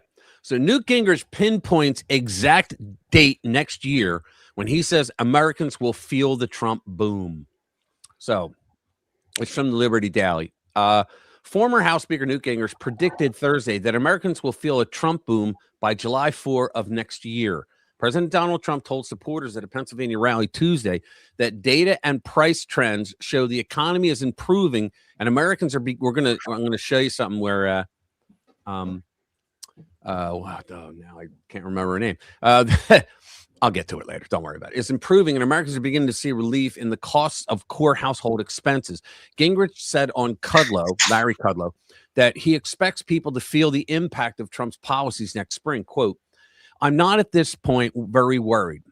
This is about where I thought we'd be. It's why, like I said earlier, if you weren't here, you can burn a house down in a few hours, but it takes a year to rebuild it most times, right? So the Biden administration literally burned our economy. They did so many things, not just with money, but I mean, think about all the inflation and what that hurt, right? Think about all the DEI bullshit programs they did as far as government programs and government contracts and whatnot. They really screwed our economy, and Trump is trying to rebuild it. So when you have a libnut that's going to come out and go, why isn't he fixing it? Yeah, the only proper response is go fuck yourself.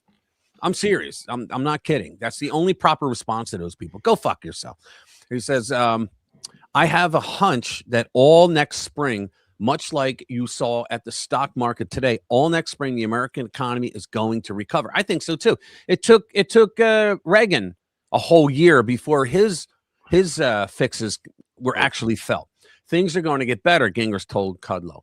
People are going to feel better, and by July 4, I believe, people are going to feel that there's a Trump boom versus the Democrats' gloom.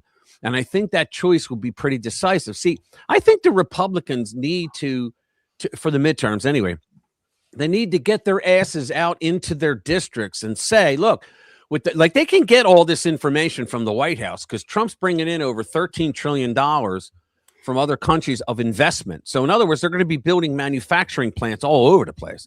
So why don't these Republicans get their asses out into their district and tell the people that voted for Trump and subsequently voted for them too? Because they knew if they didn't vote Republican straight ticket, then if the Democrats had either house, what good is Trump for them? So they voted with their wallets, right? So they need to get out in their districts and say, look, I support the president, and here's what the president's doing. This is what I support. We're going to have this here. We're going to have, 1,000 jobs over here, manufacturing plants over there, and you got to vote for us or we're going to lose it all. If even one house gets in. One word, Rich. What's that? Rhinos. Yeah, well, yeah, but you know what? The rhinos want to get reelected as well, don't they? But they want to stay elected but there is a whole contingent of rhinos that would rather see a Democrat in power instead of Trump.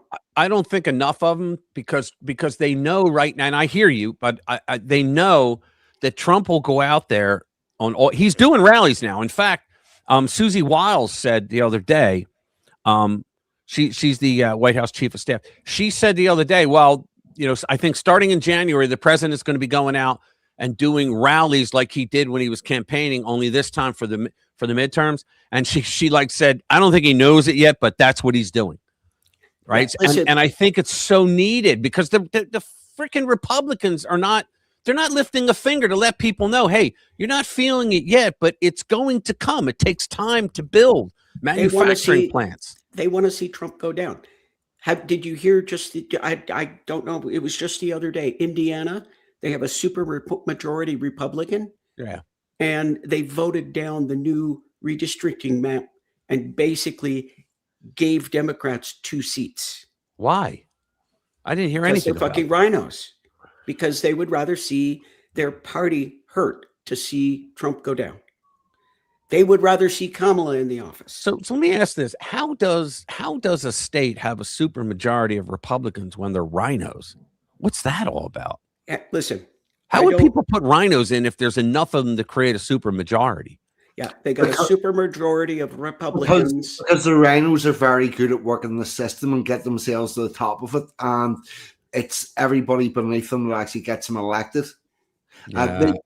And again, whenever what I said earlier about do you believe what you actually believe or is it disposable? Those rhinos, obviously, their opinions are fucking very disposable. But it's what they need to do to get that level of grift. Wow. Yeah, but what Indiana did, because the House race is so tight, that could be the difference between the Republicans losing or retaining the power in the House. Yeah, well, I just saw something the other day that said, I think it was Steve Turley who pointed out that there was all this doom and gloom that was coming out saying that, well, we might lose the House and all. Well, no, actually, it was a bunch of bullshit lies by our media pushing false stories again. They're saying that the Republicans will more than likely hold the House, which is actually fascinating if you think about it, because the party in the White House always loses at least 30 seats in the House. Except for 3 times. Yeah. It's only 3 times it hasn't. All right. I think Reagan was one of them. But I think Trump could do it. If Trump goes out there and he personally gets into the districts, because they know what districts that need it. And he goes out there and he does the rallies and he brings the guy up and the guy's like, yeah, I support the president. Here's the plans we're doing. We're bringing this, that, and the other. I'm telling you, people vote with their wallets. Because right now, a lot of the people that were Democrats that voted for Trump, they didn't fall in love with the Republican Party.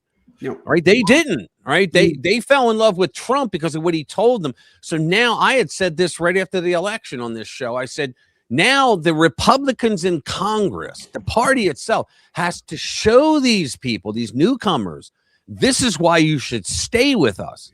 Always remind them that the Democrats nearly destroyed the world, but also remind them we're the party that gives a rat's ass about the working class people. Go ahead. And don't discount the fact that there could be a really large cohort of people who normally vote Democrat, but after Trump got elected, seeing how their fellow Democrats behaved and went, I want fuck all to do with that.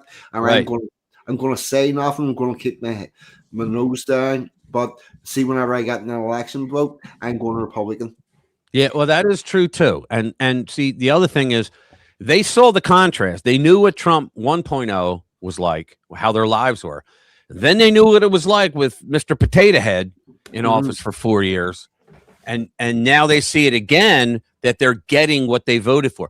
But they see, you have this mentality on cable news, the MSNBCs and the CNNs and all them, where they're just constantly out there just lying their asses off, saying that Trump is screwing up the economy, that egg prices. I mean, you think about it, everything that they're saying right now is just a blatant lie, but there's no countering it. The Republicans aren't coming out and going, you're full of shit. Here's the real numbers. They're not doing it. Trump is, but he's only one guy. Yeah, it's a big-ass country out there. And that's because his own party is trying to poison the pot. I don't know. I think it's because, look, liberals are antagonistic as their nature. Republicans are not. It's very hard for people that are look, think about it this way. Democrats, when they go to build laws, what do? They come right, like Republicans, when they build a law for, say, jobs, okay, they'll say, look, we created this incentive for businesses to take, and then it's going to create a lot of jobs for everybody. Okay, everybody goes, yeah, all right, whatever. The left sensationalizes. Well, look, we did this for incentives, and it's going to create a lot of black jobs. I was like, what? It's going to what? It's going to create a lot of jobs for black people, because we know, and they just pull out that, because we know, right? We know that black people are the most disproportionately hurt. And yeah, you're full of shit. Republicans, in other words, they're trying to say, well, the Republicans, those guys are racist. Don't vote for them. They don't care about you, because they don't tout it when they come out and say, look, we figure it's going to create jobs for everybody. They include black people in the jobs. Okay. They just do. They just don't. What's the word I'm looking for? They just don't hightail it. They don't show it off and try to use it as a cudgel against the Democrats, where the Democrats, that's their whole mantra. But how would a socialist ever get elected in a country where a capitalist system was allowed to function properly? Right, exactly. Because they cheat. Well, socialism, right, and socialism is a parasite. The other thing they do is they do two things. They cheat in the elections, and with any bit of power they have, they use that to gum up the system and stop it working. Because if the system's allowed to work, nobody in their right mind will ever vote socialist again. Interestingly, the largest de-radicalization program of all time happened in America after the during and after the Second World War, where the German prisoners of war were exposed to American standards of food, seen the cities, seen the automobiles, seen what people had, and they returned to Germany going, fuck that socialism, it's capitalism we want. And that's why Germany became full of American-style diners. They were absolutely... The German prisoners of war that were being held in America were sending sugar back to their family in Germany. Yeah, there were Italians. There were Italian soldiers that were POWs that were in New Jersey, right? Yeah, instead spitting distance from me, and they let them out at night. They let them go out and on the town and party and spend money. Then they came back, and they came back every single time. Yeah, why wouldn't they? I know. What's up, Spanish chicken? Good to see you, man. We talk about the House and how it's only been maintained by the party in power 3 times, but with Trump, there's only been one previous president who has served 2 non-contiguous terms. Right. Grover Cleveland. Right. So here we're going to do the next one. Cry the beloved Europe. I want to get your opinion. 40. Cry the Victor Davis Hanson, who I like. America warns Europe that only one of them is truly fighting to reverse the West's decline, and the clock is running out for the other to follow suit. Nothing bothers the European elite as much as American conservatives praising the European foundations of their shared but threatened Western civilization. Yeah, they made a lot of hullabaloo about J.D. Vance going over there and shaking his finger at him, going, yo, you guys do not any longer support the same Western values we do, like free speech, right? That turned a lot of heads. Europeans, especially recent, having their social welfare state system critiqued by upstart crass Americans. Their peak only increases as they push back against the condescending American idea that the U.S. could possibly offer any constructive advice, much less help a more civilized Europe that followed the American model. Americans, in turn, are worried that Europe is not just stagnating, but is on a trajectory of permanent decline with dire consequences for the entire Western world. As for symptoms, the U.S. cites a steadily declining European share of world GDP. I just heard too, 40, that Starmer, is that his name? That he and his cohorts are that if Trump walks away from Ukraine money-wise, if he says we're not giving you any more money, that the Brits are going to do something to fuck with our economy. I don't know what it is yet, but that's what I heard something about it. I either read it or I heard it. It was like the beginning of the week. Right? Yeah, because they own a lot of bonds as well. They bought a lot of bonds. The British, they own a lot of land here as well. But I don't know what they're going to do. But I'm sitting here thinking, well, how do you behave like you're friends with that government when you know they're doing shit like that? It points to Europe's unsustainable 1.39 fertility rate, which ensures a steadily smaller, older, and costlier native population, which is why a lot of them are probably bringing in all the Muslims. More than 10% of Europe's resident population is now foreign-born, some 45 million people. However, the European host, unlike its classless America, does not have a long tradition of melting pot assimilation, integration, or acculturation. Unlike America's mostly Christian nation immigration patterns, European immigrants are predominantly from the Middle East and North Africa, Islamic, and increasingly anti-Western. It's true. They don't want to assimilate. They just want your money, and they want to grow their population, and they finally get elected to offices, and then you have Londonistan. That's what. Go ahead. When did America's borders last change? What borders? The border of America. When did it last change? I think it was the Louisiana Purchase. Yeah, what year? Were you talking about the Louisiana Purchase, or are you talking about the Texas War? Either of those. Because the Texas War, we took land from Mexico, and so the border changed there, huh? When was that? I don't have the date. 17. No, it was more than 17. Hold on, the Texas War, the Mexican-American War. Was it what year? March 9. No. 1846 to 1848. Right, 1848. That's the last time your borders changed. You've been a solid country and working together with that. The last time England or the last time Great Britain's borders changed, England was 1066, and Ireland, the people arrived 230 BC, so a very, very long time. Whenever you look at Germany's borders changed in 1990. Right. A whole bunch of countries were created at that time. The borders inside Europe have always been very malleable, and they change regularly. I didn't know that. The Poland changed shape in 1990. Yugoslavia all broke apart. Serbia, Croatia.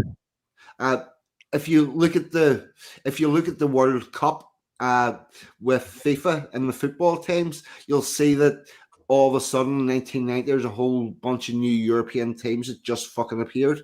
Yeah. So they've only been in a country fucking 40 years. Wow. And some of them even less than that. So the idea that Europe is more settled than America is fucking preposterous.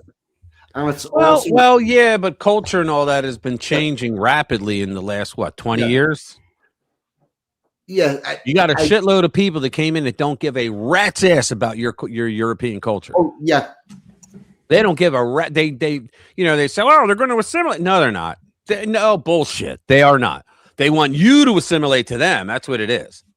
Go ahead. They want to take over.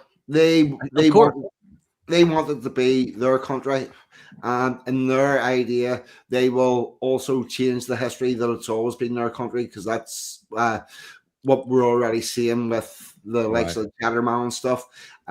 They want to take it over, and the leftists believe that whenever they become the prevailing demographic, they'll be easier to control than the upstart working class fucking conservative rat bastards. Right.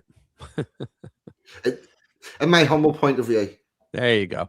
For too many of Europe's immigrants profess too little desire to assimilate into what they consider a culturally decadent place, one that, ironically, they have no desire to leave. Isn't that crazy? The Christian church, the linchpin of Western civilization, was born in Europe.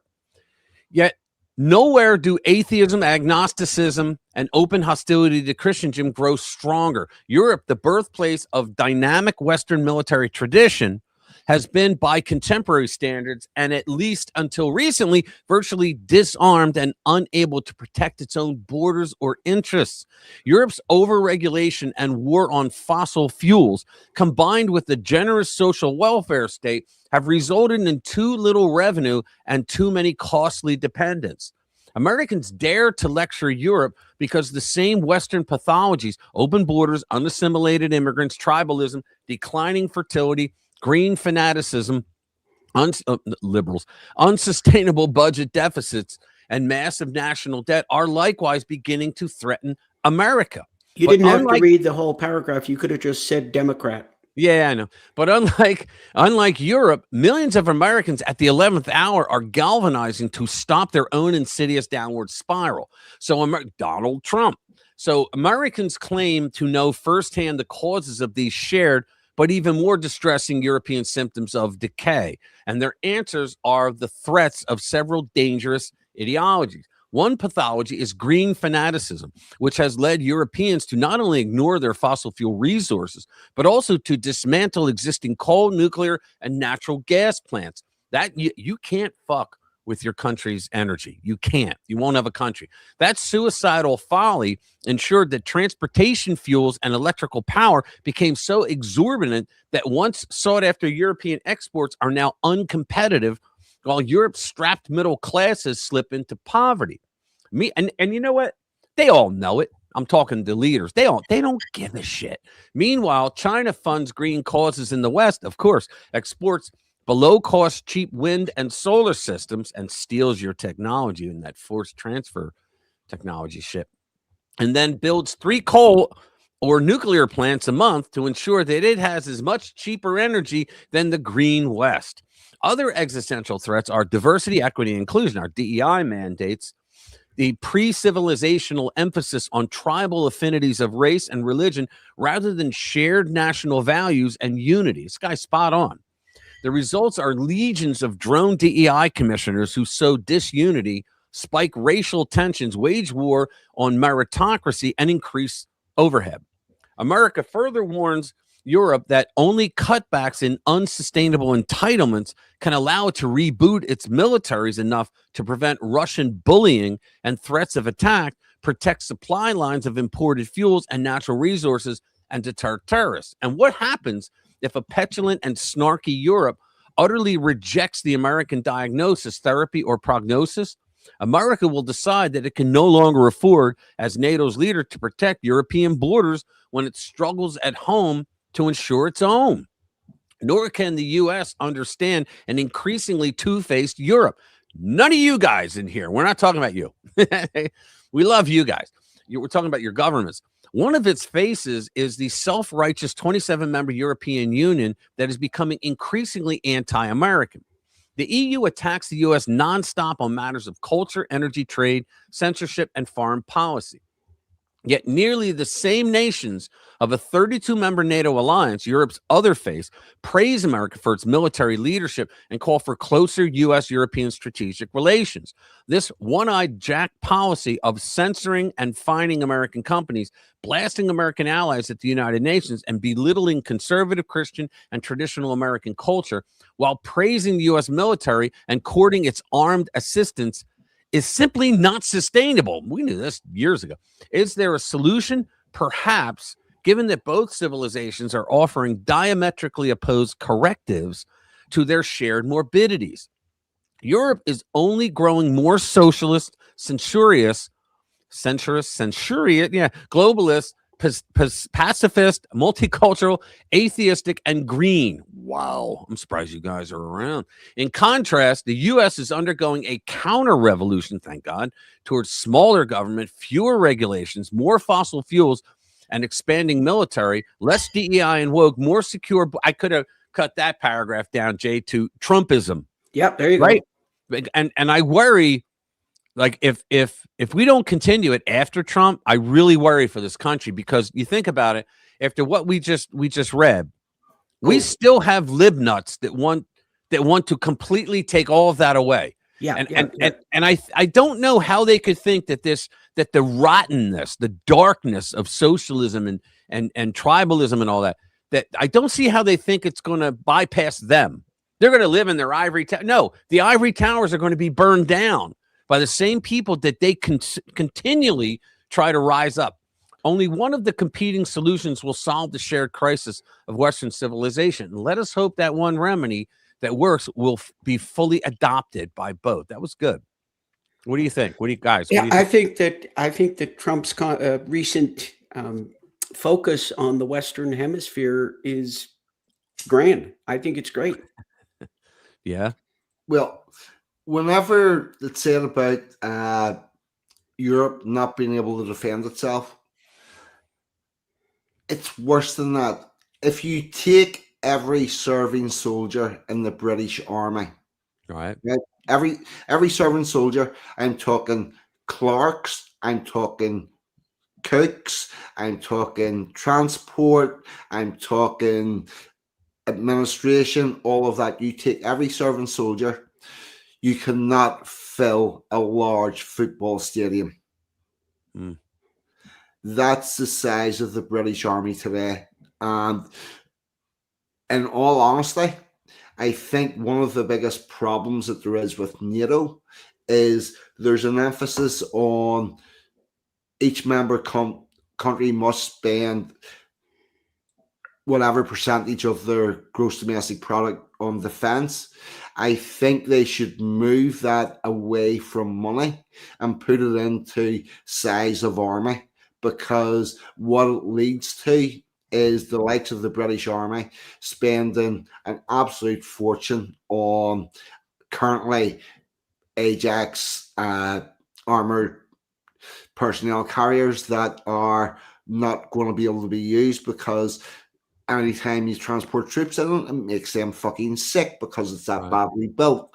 But that covers their requirement to spend X amount of money, because you are spending it. It's just been shit. So it should be like you must have X amount of battle ready full divisions. And the rest of the stuff he's saying, it's Europe has gone fucking nuts, and we should not be letting what is happening happen.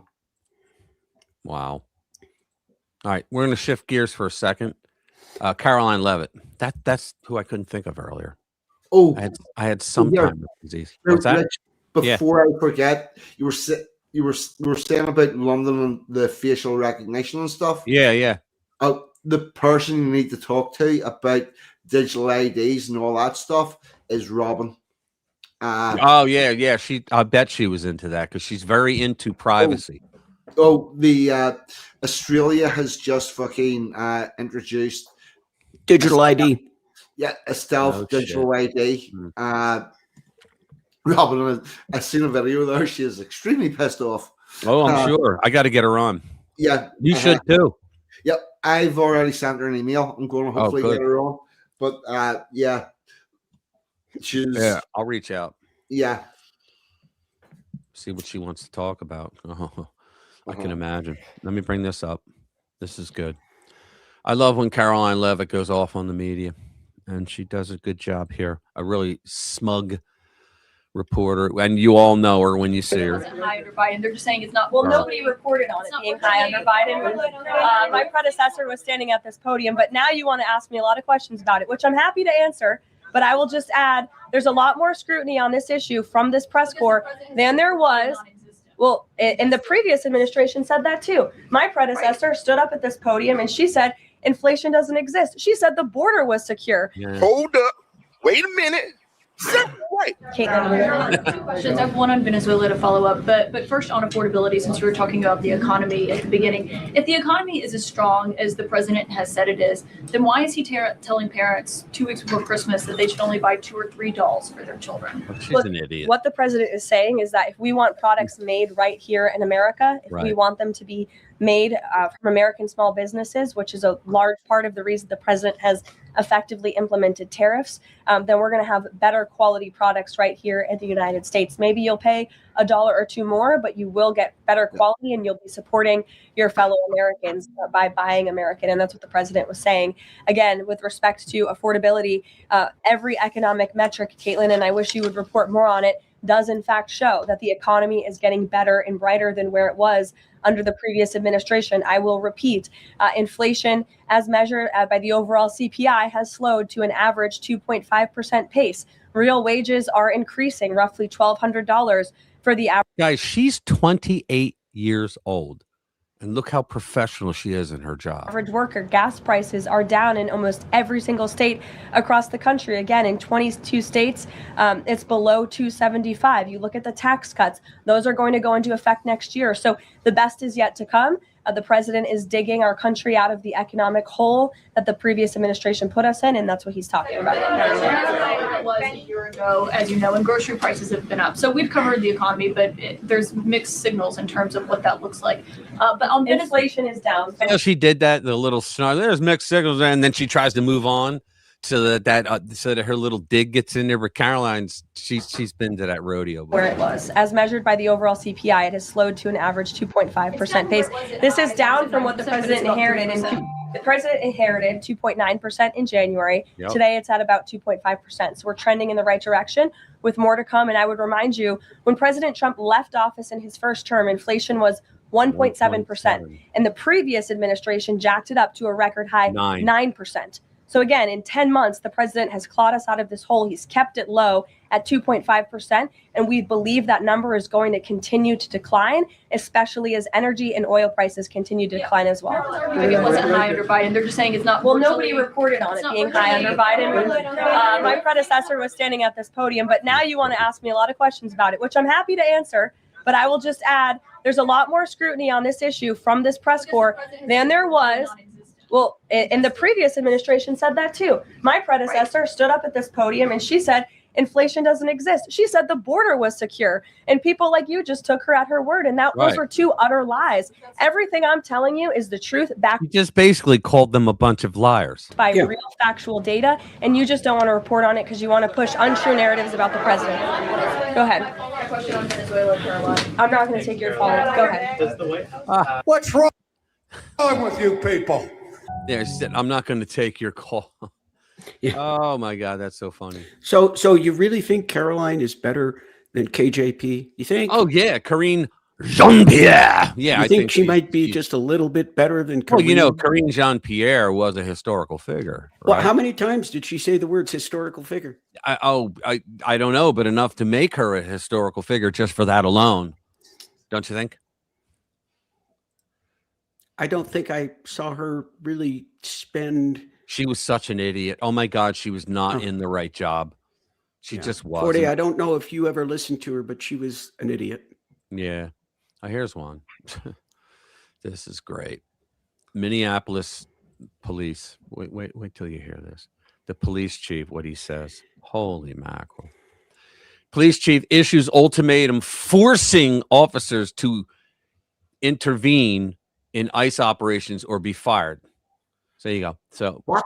In other words, he's saying we want you to arrest ICE officers and don't help them. So Minneapolis Police Chief Brian O'Hara has triggered a political firestorm this week after warning city officers they could be fired if they fail to intervene against what he deems unlawful or excessive force by federal. So in other words, you know what? Try that in a small town. Fuck around, find out is what it really is. You know, don't try that on a federal officer.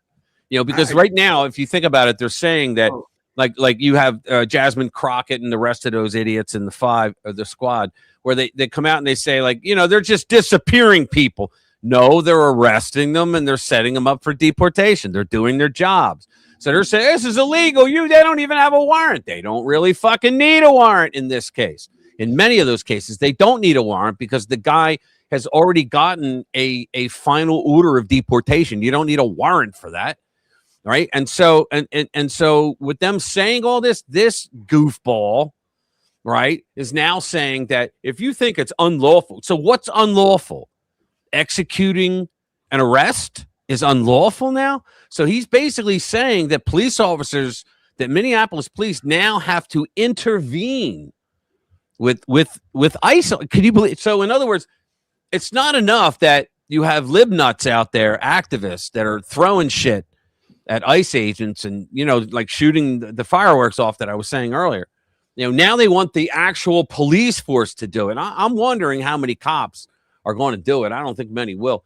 The directive immediately set Minneapolis on a collision course with U.S. Immigration and Customs Enforcement. Quote, if unlawful force is being used by any law enforcement officer against any person in this city or one of our officers is there, absolutely, I expect them to intervene or they'll be fired. This asshole's telling you, if you don't intervene, like in other words, if the fake they're being unlawful, the ICE agents, if the fake they're breaking the law and people are watching it, you now have to go and arrest an ICE agent. I'd like to see that happen. He said if they're in there with soldiers or National Guard, it's not going to happen. He's just pounding the chest, right? That's all he's doing. Is there a world in which Donald Trump wakes up tomorrow morning and decides to deputize these people and make them federal employees? Yeah, really. Or somebody does something like good Lord, my brain is going soft. Governor of Florida, Ron DeSantis. Yeah, when they were having all that trouble in New York and the cops were so fed up, he said, hey, we love you. Not only will we give you not only we pay for your move, but we'll give a $5,000 or $10,000 bonus. Come on down here. Yeah, sign up bonus. Yeah, he was doing it, and they were flooding down there. And they went. Yeah. So he says, we're not going to repeat that mistake with any agency or otherwise. His comments came as ICE intensified enforcement operations in the Twin Cities, particularly around Carmel Mall, a major hub for the city's large Somali immigrant community, where they plot how to steal money from taxpayers. Videos and witness accounts alleging surveillance and detentions have circulated online, prompting activists to pressure local officials to push back against federal. So they're going to listen to the activists to try to stop federal agents from legally performing their jobs. The left has lost their fucking minds, guys. But O'Hara's stance has triggered fierce blowback. Critics argue the chief is effectively instructing Minneapolis officers to obstruct federal law enforcement. And Honan has already said, you do that, we will arrest you. Now, it's one thing. See, personally, I don't think they should be allowed to declare sanctuary cities because Article 1, Section 4 says Article 1, Section 8, the enumerated powers, says that the Congress has the right to form an uniform rule of naturalization. In other words, the federal government has authority over immigration. That's it. Now, a state is allowed to defend itself against a foreign invasion, right? Like what Biden gave Texas and Arizona, right? But you can't create a sanctuary city because that's a policy for immigration. You don't have the authority to do it. See, but these black robe assholes have shot down every single chance that they had, saying, yeah, they do. One widely shared post, but so under Biden, you're allowed to have a sanctuary city, but with Abbott, you were not allowed to block them from coming in. I remember playing a video here where the Texas officers put like wires up and fences, and you had military and ICE people going down and cutting the fences to let them in again under Biden. It was unbelievable. So they're all just bass actors. One widely shared post captured the outrage. Unlawful, like these illegal invaders trying to claim residence in our country. DHS responded publicly as well. DHS Assistant Secretary Tricia McLaughlin questioned whether O'Hara expected officers to interfere while ICE agents were arresting dangerous criminals. Quote, does Chief O'Hara want his officers to intervene as our law enforcement arrests the convicted murderers, rapists, and gang members responsible for violence in American communities? That brings up another thing. What kind of fucking politician would say, hey, guys, you know, these agents over here that are getting all these murderers and rapists and all out of the city, no, we're going to stop them because we care about you. That's literally what they're saying. We care about you and your rights to citizens who have nothing to do with ICE. That's how fucked up they are. The policy raises immediate legal issues. Federal law makes interference with ICE operations a crime, and Minneapolis's own manuals instruct officers not to impede federal agents. So this guy's talking at his ass. That's all we need to hear from that. What do you guys think? I'd like to see them try it. I don't think that would go over so well. Yeah. Do they do that kind of shit in the UK? 40? 40, did you go away? I think he stepped away. 42, you still there? I think he stepped away. Oh, no, he's there. Oh, he's muted. He's muted. Yeah, he muted himself. There you go. Is. You're back. There you are. Let's see. This is. I don't know that they have that in the UK because the people and, well, the government and the police, everybody's trying to protect these immigrants except for the poor civilians who are not armed. Yeah. So there is no clash of law enforcement because isn't that something? The city and the army, they're all doing the same thing. They're all protecting. Check 1, 2. Yeah, there you go. We hear you now. Yeah, I have mic issues there. No, we got you. Where you have two systems. You've got your state system and your federal system. Ours is all one, so they'll all be taking their orders from the same politician. There you go. Yeah, yeah, that's kind of what I was just saying. You don't have two. You don't have two agencies that would go up against each other. Everybody's just doing the government will. No, but what we do seem to have is a growing army of leftists that turn up whenever people are getting arrested or deported or something like that. Yeah. It's all all very frustrating. And my biggest query is these people that turn up or these people that get in the way of the agents that are there to arrest criminals. What community do they go back into? I know. That's what I'm thinking. Like, how do they do that? Yeah. Why have their neighbors not kicked them out? Think about it. They're saying, these guys over here that are getting rid of everybody that's harming your community, they're wrong. They're just bad. They're disappearing people, don't you know? Right? And the people in the community got to be like, what are you, out of your fucking mind? Like, what's going on here? There's something there's a total disconnect there.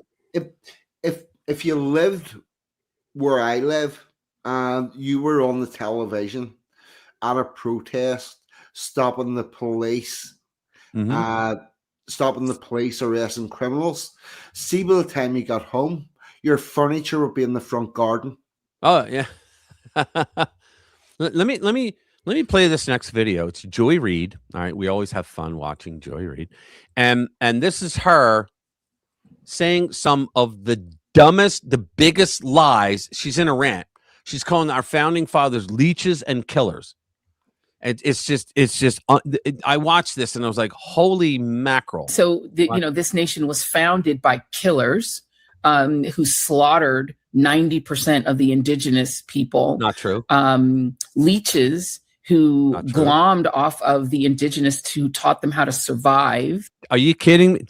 So this is the old bullshit story where they say that we have Thanksgiving because the Indians were able to, they saved us. We were starving. We were about to leave and we didn't know it. No, it was the exact opposite was the truth. But that's what she just told in the wilderness and then murdered them as their things and then took all their land.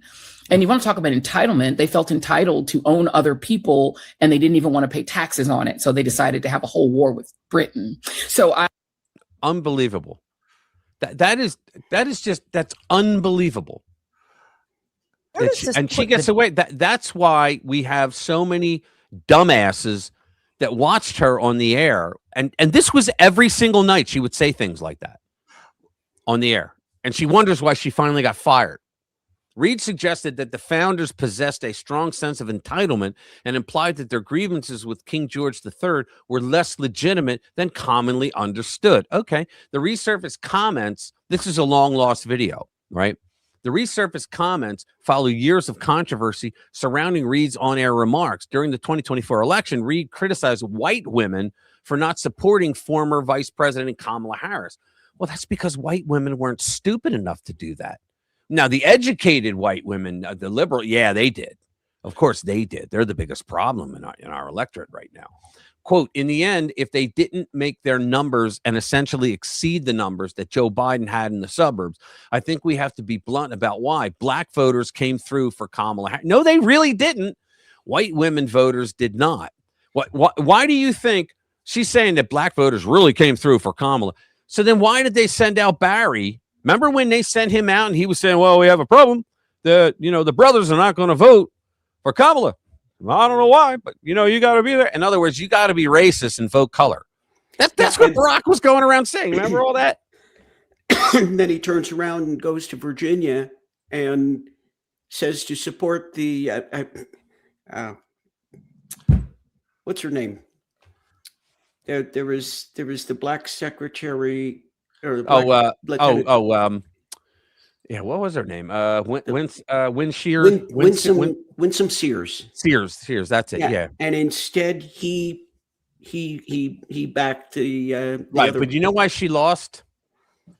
Well, because she's a Trump hater. She's a never Trumper. She's a Trump hater, and she came out in favor of DeSantis over Trump. She just made a huge mistake. She didn't read the room. And so Trump, she could have won that election had Trump gone into Virginia and done a rally for her. That's all that needed to be done, because it was not a far off race. He could have brought her over the finish line, but she hated Trump. So he's like, why am I going to help her if she talked openly about me the way she did? It's true. Fuck her. Here, Rich, I'm going to have to shoot off here. Brother, I really appreciate you coming. It was very short notice, too. I really appreciate it. Yeah, it's thanks, 40. I appreciate your insight into some of those stories. Very, very welcome. I really enjoyed coming on. It's like 1 o'clock where he is. Yeah, it's getting late for you. Yeah, shortly after 1. It's coming up to Christmas, and much like it's close season for rapping, I'm fucking busy, so I need to get up early in the morning. Yeah. Right. Always love your insight. Guys, if you're listening and you're not chiming in, you're not here normally, please go out and look for 42. I should have put it. I'll put it in the description later on. I'll put your link. Please go out and give him a sub. He is a modern day poet. And if you want to know anything about UK history, he's your man. You should check out. He's going to be, you're doing a show tomorrow night, right? Oh, RPA, that's in the chat there. I'm having him on tomorrow evening for again. All right, cool. Oh, nice. I'm really looking forward to that. That's going to be great. And again, cool. Rich, always a pleasure. And thanks very much for having me on. Thank you, sir. I'll probably check your stream out tomorrow night. Yeah. Brilliant. Thanks, man. Talk later. All the best. Right, see you, man. Later. Hey, what's up, Billy? Good to see you. Yeah, I knew that I wanted to get his perspective on the UK thing right now. Yeah, I think that's important to get an inside story. I was very happy when you let me know that you were going to try and get him on. Yeah, and I'm glad he did, because I sent him real short notice, because it was yesterday that I realized that, you know what, I got to get him on. I'm really glad he found the time. Well, yeah, and he really provided some insights into what's many really of the going things on. Yeah, and he pointed out, like, it's good that he knew that footage was like from July. Yeah, right? We didn't know that. Yeah. Although he did point out something that, it's London in December, and guys walking around, the kids running around without a shirt on. Yeah, right. Yeah, that and a whole lot more, Billy. Yeah, we had a good old time. talking about what the hell's really going on, man. But here's one for you. This one I just had to lay. I wonder if we'll get in trouble for this. I don't know. Hold on a sec. What was this? Oh, okay. Yeah, he sent me I didn't even notice that the private note was there. Sorry about that. 40. I didn't even know. I wasn't watching that. It's the first private chat I ever got while running this show. All right, man. Let me see if we can get it's called "We Should Be Grossed Out by Sodomy." And this guy puts on a really good presentation with it. So let's just watch this guy. Here we go. After college, a guy dumped me. Oh, I learned I planned to wait until marriage. He said nobody would ever put up with my beliefs. He said I'd either give up or I'd always be alone. He was wrong. He was wrong. Yuck, yuck, yuck, yuck. No. The irony is that you're still a virgin. That's the irony. You've just engaged in disordered sexual behavior, but you've never consummated a marriage because you can't consummate a marriage with another man.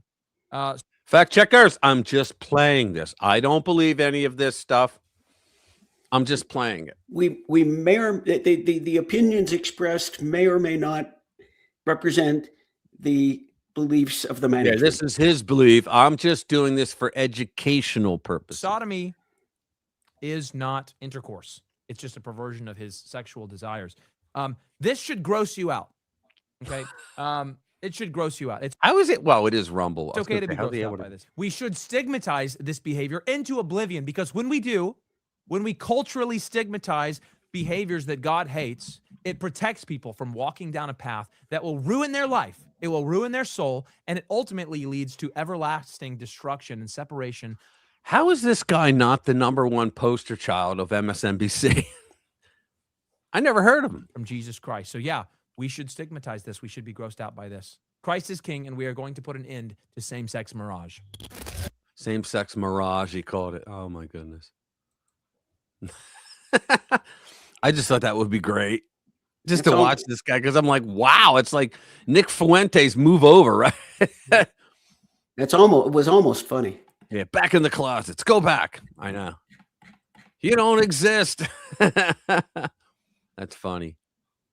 Let's see what else we got. I want to play some more videos if we got them. Resurfaced, crony capitalist, Ilhan Omar, like every other level. Yeah, let's do this one. Let me make sure I get past the commercials.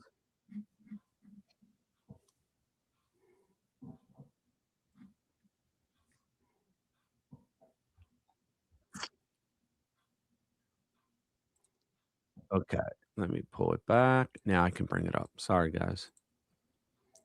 This one's good too. Ilhan Omar. Here we go. So let's just get this straight. Ilhan Omar is a democratic socialist, right? Yet she came here at 7 to live the American dream, which is built on capitalism. Her husband and her own a venture capital company. The name of that company is Rose Lake Capital. It is now said that Ilhan Omar and her husband are worth $30 million. Bitch, please. You are not a socialist. You're a capitalist. In socialism, there is no venture capital firms. So the things that you're basically fighting against, Ilhan Omar, is the exact thing that is bringing you your wealth. The irony in that. Stop being fake. At least be true to yourself and the person that you are. Yeah. Well, actually, she is being true because the actual function of socialism is that they take everything, keep most of it, and give you a little bit back. Yeah. Hold on. Special K, what's up, brother? Good to see you, man. Yeah, you're right. And the socialists, it's, socialism was never for the socialists. It was for the people. Because socialists, if you think about it, they always wind up filthy rich at everybody else's expense. The oligarchs, they're always filthy rich on the socialist side, but the people are fucked. That's because the people in power take everything, keep most of it, and dribble a little bit back to some people. Yeah, you know what, Bobby, you're right. They now have. I think I have a story here about that. They have DNA evidence now that I don't know how that is, but yeah, she really did marry her brother. She really did. Let me see. Yeah, I thought that was the part they couldn't prove. They proved she married this guy that's probably her brother, but they, of course, it's out of Somalia, so they can't find any like birth certificates or anything. Right. But hold on, is this? They call him the dirty dandy. Here it is. He's a dirty dandy. This is Slay News. That's him. Hey. So social media posts of Ilhan Omar's flamboyant, dirty dandy ex-husband brother emerge. So radical Democrat Representative Ilhan Omar, flamboyant second husband and suspected biological brother, has resurfaced online, showcasing a globe-trotting lifestyle in South Africa while referring to himself as a dirty dandy on social media. Ahmed Nur Saeed Elmi social media profile. Do you like how I got through that name? Yeah, that was good. Social media, I know it was good. Social media profiles have emerged as President Donald Trump renews calls for investigations into the allegations that Omar once married her brother. Yikes! To evade immigration laws. Him, not her. Okay, they get this backwards, but it was because he wanted to go to school here, and I think his visa ran out.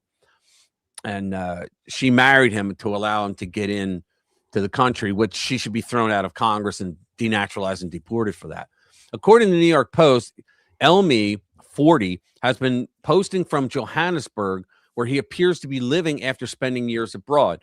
His Instagram content reportedly includes photos of himself wearing a visitor badge at the University of Witwatersrand, I guess that's, and frequenting upscale venues as he chronicles his daily life. However, the account was made private shortly after the Post report. Of course, Elmi's reemergence coincides with Trump publicly revisiting the long-running allegation about Omar's marriage history during a Pennsylvania rally on Tuesday. Quote, married her brother to get in. Well, for him to get in. She married her brother in order to get in, right? He told reporters she married her brother. Can you imagine if Donald Trump married his sister? Beautiful. She's a beautiful person, he added. If I married my sister to get my citizenship, do you think I'd last for about 2? Somebody needs to tell Trump, because he's very funny when he says these things, but he's just wrong. You know, she didn't marry her. She came here when one woman earlier in the video said 7. No, she was 12 when she came here, and they came from Kenya because they had to leave. They had to leave Somalia because there was a revolution going on. The people finally had enough communism, and so they went after the government, and her family was the communist government. So they had to get the hell out, and they went to a refugee camp where they lived in Kenya, and then they came to the United States. I think they won a lottery or something, and they came to the United States, and she was here when she was 12, I believe it was. That's how old she was. But, you know, she didn't need to marry her brother to get in, because she was brought in on a refugee status. That kind of. No, but she still committed immigration fraud. Well, yes, with her brother though, but he's got to get the story right, because you know what the lib nuts do in the news. They're like, oh, you can't even get that right, so the whole story's fucked. You know, the whole thing's wrong. But it was to help her brother stay in the country. That's what it was for. That's why she did it, and that is a violation of the law. Yeah. Therefore, she's here illegally. President declared she should get the hell out. I love Trump. Trump expanded on the allegation in comments to Politico. Why does he even talk to them? Saying he didn't want to see a woman that, you know, marries her brother to get in and then becomes a congressman and does nothing but complain. Yeah, he says all she does is complain. Now, the marital history fueled years of scrutiny. Omar, born in Somalia, naturalized in 2000. Entered a religious marriage with Ahmed Abdul Hirsi in 2002. In 2009, she legally she was married to 2 people at once. So if there's bigamy laws somewhere, I don't know. So in 2009, she legally married Elmi, a British citizen.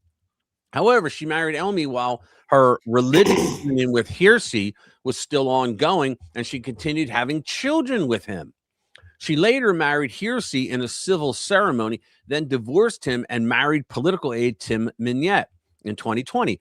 Omar and Elmi separated in 2011 and did not legally divorce until 2017, according to reports. The 2009 civil marriage to Elmi has been the central focus of speculation, public inquiries, and political concerns since Omar entered Congress. So we don't care about his academics. So yeah, it looks like she married her brother to help him stay in the country. In other words, to you commit marry your immigration brother? fraud. You're the same when you're saying that you're racist. No, okay. Committing immigration fraud. That's what that's Yeah, called. that's what she did. Yeah, check this out. My Canadian friends. Wow. Your government is more fucked than ours. Canada's euthanasia kills 96% white people. Isn't that what's up there? All right. Free health care for Muslim migrants, free death for Canadian taxpayer. Crazy, man. Says millions of Americans want to move to Canada while few have actually left the country after Trump's latest victory. They fantasize about living under a leftist government with free health care. And during the recent, see how long you wait.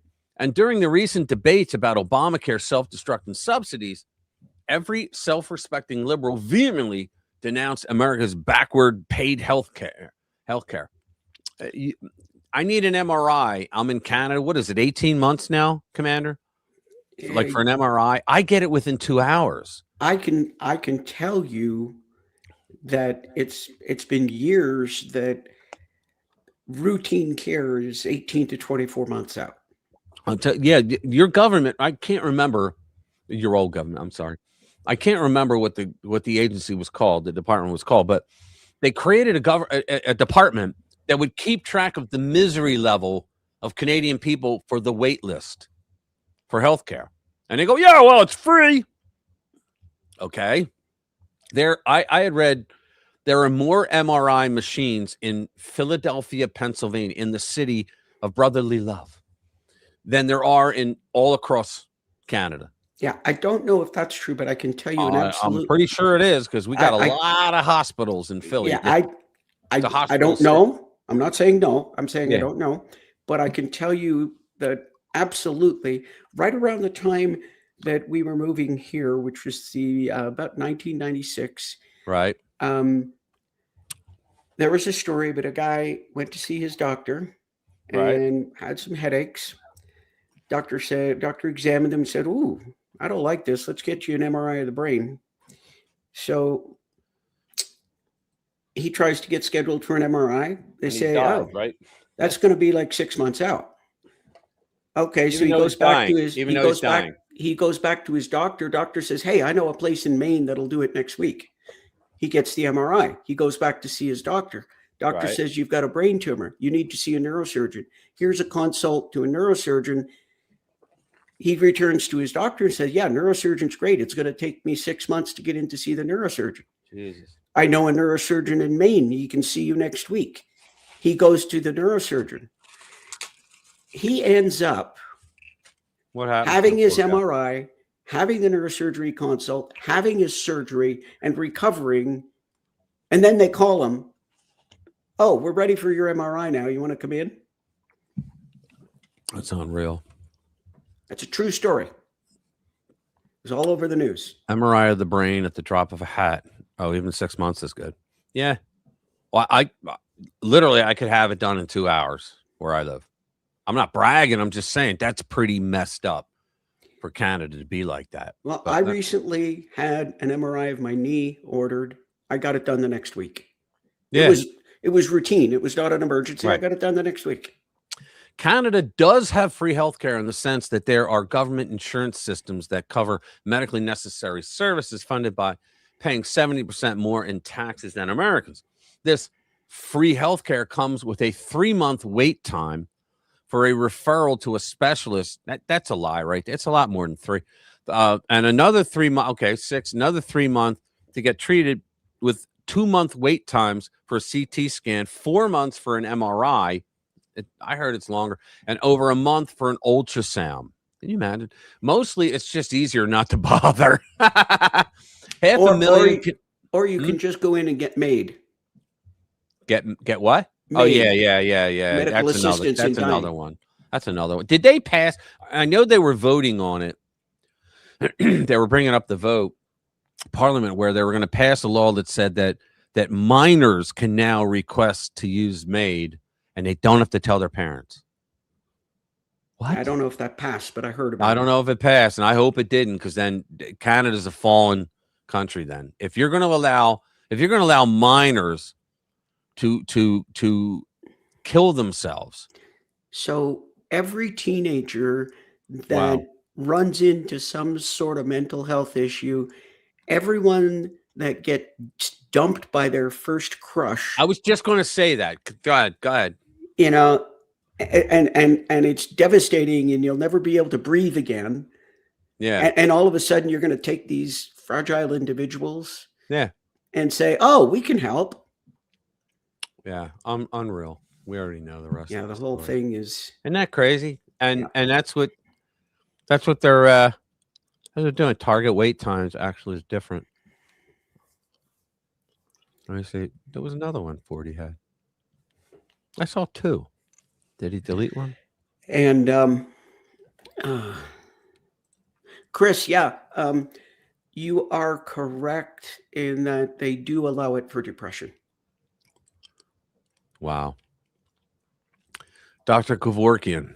Isn't that amazing? Yeah, it's messed up, man. They came out with a report, and I can't remember the figure, but how many millions they've saved on healthcare. Yeah. They actually came with a report. Yeah, can you imagine they're going to brag? Oh, we saved a lot because we killed a lot of people. Yeah. Unreal. 2.5 million illegals deport. Yeah. Is it Kentucky goes viral saying students have opportunities feel bad? Oh, good Lord. Here we go. Another one. This woman's nuts. It's back to not the be. This liberal is just out of her freaking mind. Kentucky Dem goes viral for saying white students should have opportunities to reflect on their skin color. I don't feel good about being white every day. We can just skip right to the stupid ass video. Let me bring it over on X so I can increase it. I hate when they do it auto volume off. Okay.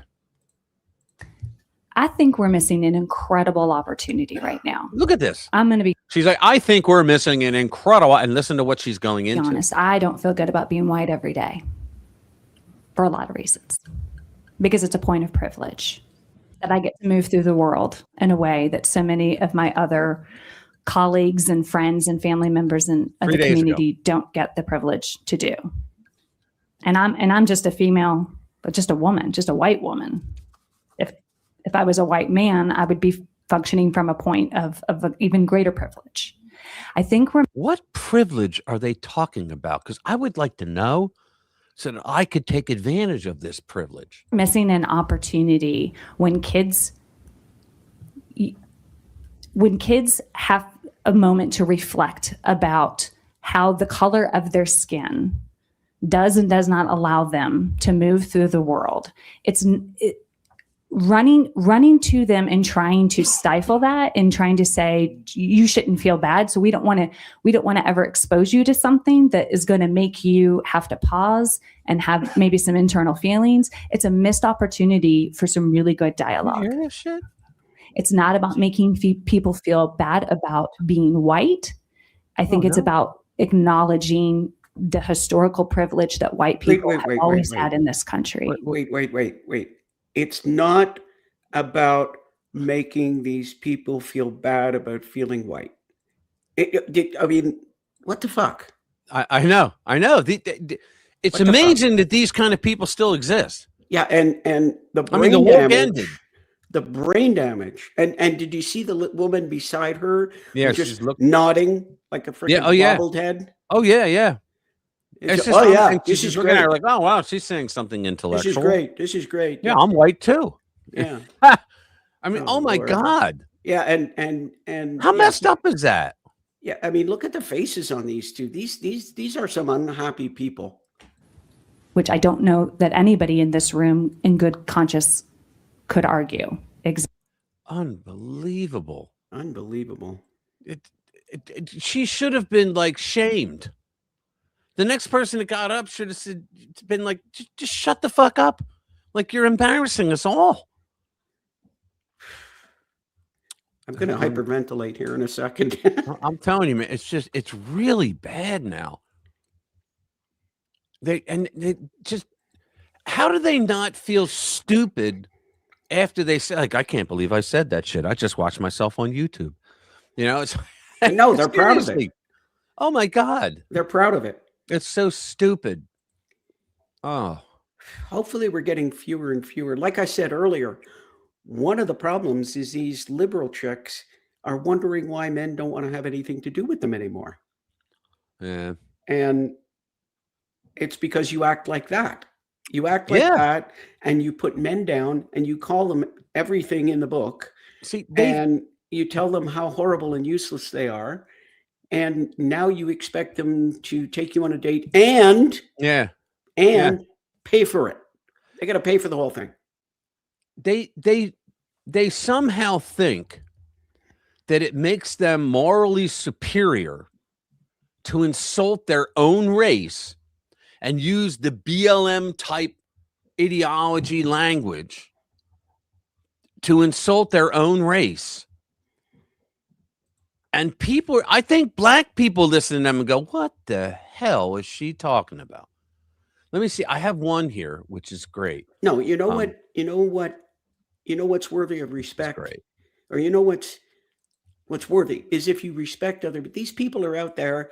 Oh, you're disgusting man. You're disgusting white man. No, respect. You expect these guys to want to take you out, and you're screaming about fat phobia because people don't want to talk to you because you're overweight. You scream about anything that any of the victim points that you have, and then you still want these guys to take you out and pay for your dinner. Exactly. Look, I got another video here that I want to play that is 3 conservative black women versus 3 liberal white women. And this is fantastic. Guys, pay attention to this. This is really good. Ready? Can I ask you something? Can you tell me how many black people work in the administration right now under Trump? But that, I'm just asking. How many people? I don't know, but that's like a superficial question, right? Why? Yeah. Because it's not about. Why shouldn't? Let me just say this. Why shouldn't all races, right, be representative, like with President Biden and Kamala Harris in the administration? Why is it always white blonde women that are idiots, and there's a white blonde woman sitting right next to her, and straight white men?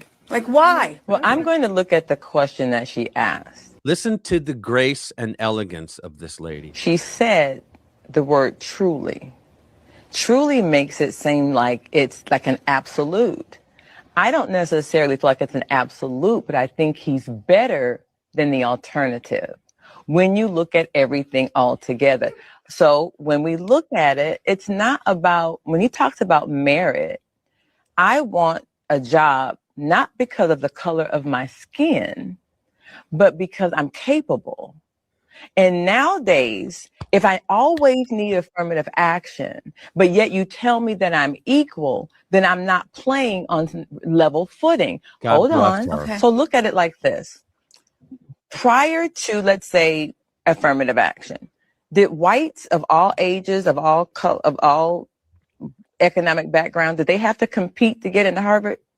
Yes. Exactly. So why does a person, because of the color of their skin, get to do it? So it's not about whether or not. See, that's something liberals cannot get around in their head. How many are in? I want qualified people in, because what happens is when they're not qualified, you know what black people do? They just hired that idiot because he was a token, because we know he didn't do the job right. He didn't make us look good. He didn't represent well. We don't, and there is a responsibility that the Black community needs to take about whether or not we're going to measure up. Do you want somebody there just because they're Black, or do you want somebody there just because they're qualified? Yeah, but okay, but I want someone there. I was brought up, this is what my mother used to say to me, an Italian Irish mother. My mother used to say to me, not everybody has to be your best friend, but everybody deserves to be treated equal. Yeah, but you're not treated equal if they treat you like you're a blithering idiot because of your skin color. Therefore, you need a liberal government's help. I agree with that. Of course. Equal. And you want to know what? In the Black community, the Black and brown community, as a white woman, they don't get treated right. So who says that? How do you know? That's a blanket statement. Where's your evidence of that? Hear what she said? How do you know? Yeah. Like, you're a white one. How do you know? She doesn't know. No, it's not. They don't get treated. In other words, this broad right here wants to say, well, I don't have the problem you do. Like, being Black's a problem. I don't have the problem you do. So I'm trying to support you here. I'm lowering myself to say that I think that you should have diversity in your life and you should be included, because otherwise you wouldn't be. Well, that's basically saying, I think you're an idiot and you can't do anything without our help. How do you know? They? And how do you measure that? It depends How on do your you measure economic. that? Because I talk to people. I work the road. Isn't that awesome? I just thought that was fantastic, because you heard the liberal woman, and it was really just the one woman, right? But you heard her just talking down to them and acting like she was trying to be supportive of it was like Archie Bunker used to say that to Jefferson. He would say, I forget the words he used, but he was basically saying, well, I know it's not your fault, but you are Black. Therefore, you need to be helped because you don't understand. And Lionel would like really F with him. I loved Lionel on that show. If you remember, I just dated myself. Yeah. But unbelievable that in today's day and age that we still have people like that. And they think they're great. And if you listen to that woman, that's the most racist thing I've heard. They don't. You guys are fucking funny, and they don't understand that. They don't understand that they're being racist AF. And now we got people quoting John Cleese on. Now we got people quoting John Cleese in the comments. Yeah, I know. Well, he turned into a real liberal, didn't he? Here's another idiot, Mamdani. This guy's not even in yet, and he's just making all these statements. He's suggesting as well that, come on, close. There you go. He's suggesting that NYPD may have to arrest ICE agents instead of illegal aliens. Look at this guy. I mean, oh my God. New York City. Well, let's just go. Is there a video? No, is there? I was hoping there was. No, there isn't. Damn. But New York City Mayor-elect Assemblyman Zohran Mamdani responded to is that the video? Because I'd rather watch. No. To questions on Wednesday about whether the NYPD could arrest immigration and customs. Now, why would a reporter ask that? You see how they lead? Why Mamdani didn't come out and say, and I'm not defending him, trust me, he didn't come out and say, well, I think that NYPD should arrest these ICE agents. No, they asked, well, do you think that NYPD could arrest immigration customs agents under this leadership? That's what they do. And then, and they always go on. I never met a Democrat that said no to a reporter, right? His comments came during an interview with MS Now, senior political and national reporter Jacob Soboroff. He quit drinking recently, who asked about potential conflicts between federal immigration enforcement and the city's sanctuary policies. Soboroff began by referencing Mamdani's earlier remarks on accountability and the authority of public officials. So he has to like get him talking about it, because we want to make this like the viral moment that he says that they're going to go after Ice Age. Are you kidding me? Quote, I've also heard you say that no one is above the law, and they're freaking following the law. You know, when they go out there and they arrest illegal aliens with final deportation orders, they're not they're not acting like they're above the law, but they're not below the law either. So let me start over. I've also heard you say that no one is above the law and anyone can be held accountable. And that goes for the president of the United States, and it also goes for ICE agents. He then asked, I don't want to put words in your mouth, but is there a scenario in which the NYPD under you could arrest ICE agents on the streets of New York for their behavior toward immigrants? But see, this right here is fucked up. They're not immigrants. They're illegal immigrants. Stop conflating them. These people drive me nuts. Mamdani replied by reiterating his position on the NYPD's role in immigration enforcement. Quote, my focus is for the NYPD to not be assisting ICE. They don't have to be assisting ICE in their immigration, but you can't block them in their immigration enforcement and to actually be following the policies of sanctuary city law. I think sanctuary city law is unconstitutional because when you become a state, you give up any of the that's what the supremacy clause is about. You give up any powers that the federal government legally and constitutionally has, and the federal government has the power, the authority, Article 1, Section 8, to do immigration. The states don't. Yeah, And we got all this thing about sanctuary cities for immigrants, and then starting a few years ago, we got these sanctuary cities and sanctuary states for marijuana. And that was, I guess everybody was kind of like, yeah, marijuana, whatever. Nobody was really worried about that. But then all of a sudden, Missouri wants to pass a Second Amendment sanctuary law. Jesus. And the Uniparty is up in arms. They just can't. I remember when they did that, when several states or several Republican parties and states said, "Oh, we want to create one of them did. They created a sanctuary Second Amendment." Was it Missouri? Yeah, okay. and it got knocked down because they actually went too far against federal law. But hopefully they'll bring it back. But they think it's they only did that to try to make a point to the liberals. But liberals, I'm sorry. If you're a liberal watching this, they're too stupid to understand that they did that to show the absurdity. You have to demonstrate absurdity with absurdity. Billy blogs 2A sanctuary. 2A means Second Amendment.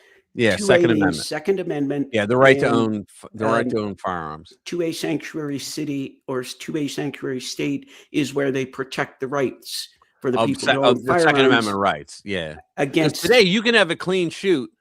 Like somebody could come in your house with a weapon and you shoot them dead, and you're going to be in court. They're going to charge you. You could be dead to rights.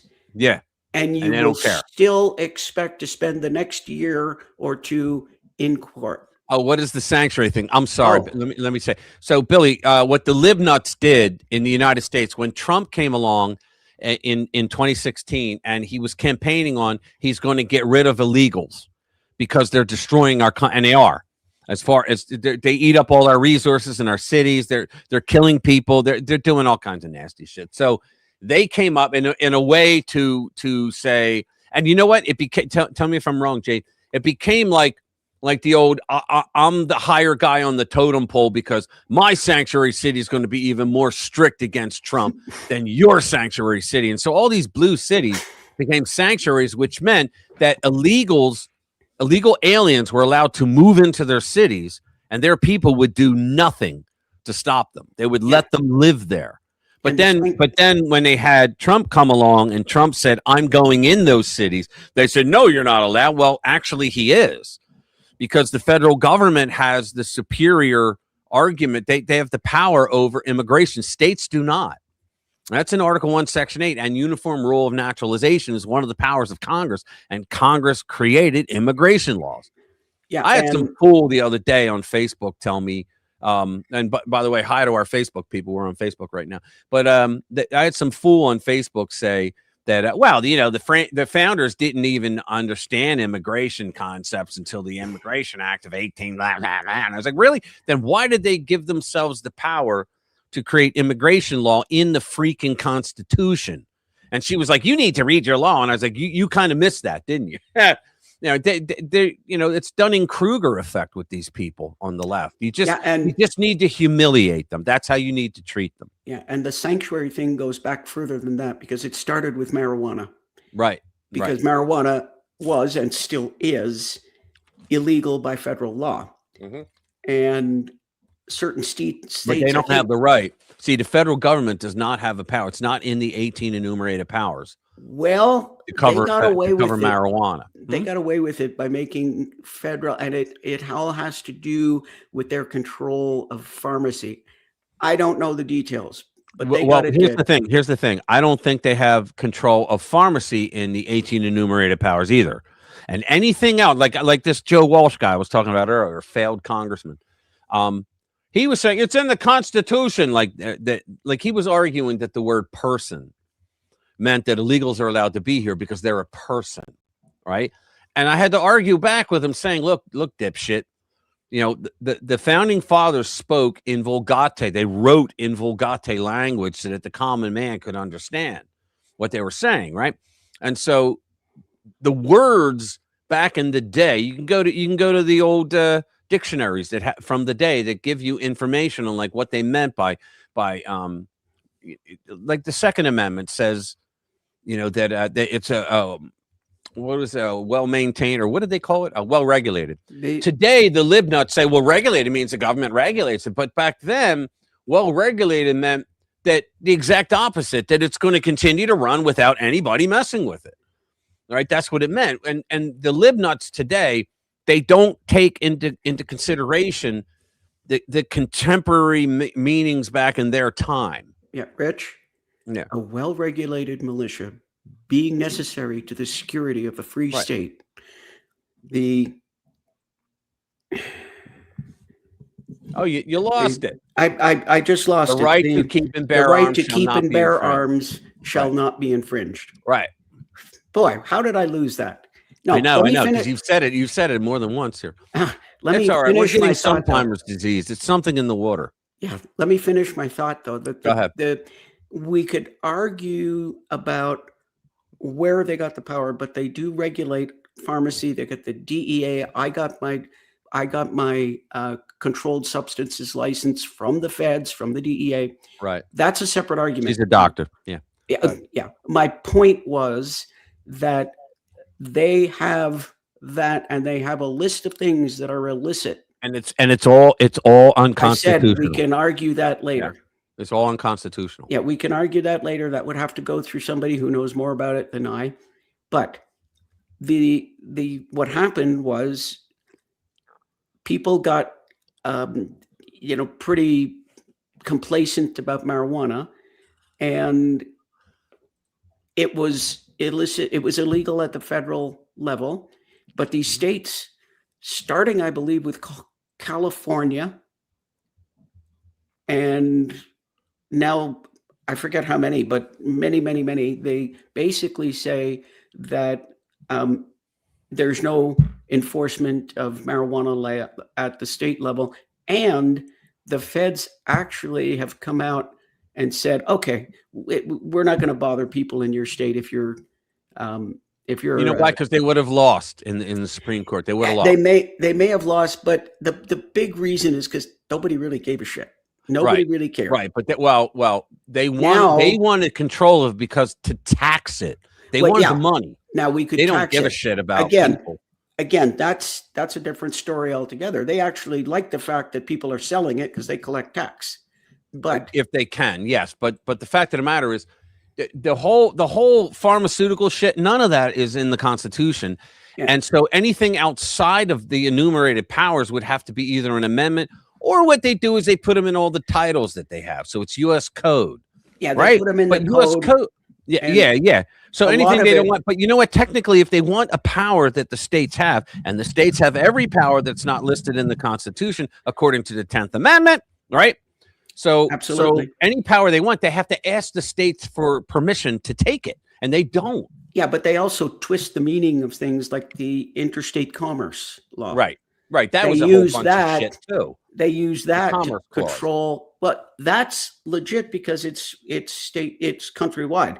But, Well, yeah. Well, but it's they not use legit. it. Let No, me it's finish. not legit. Let me finish. Go ahead. But they use it in its original concept.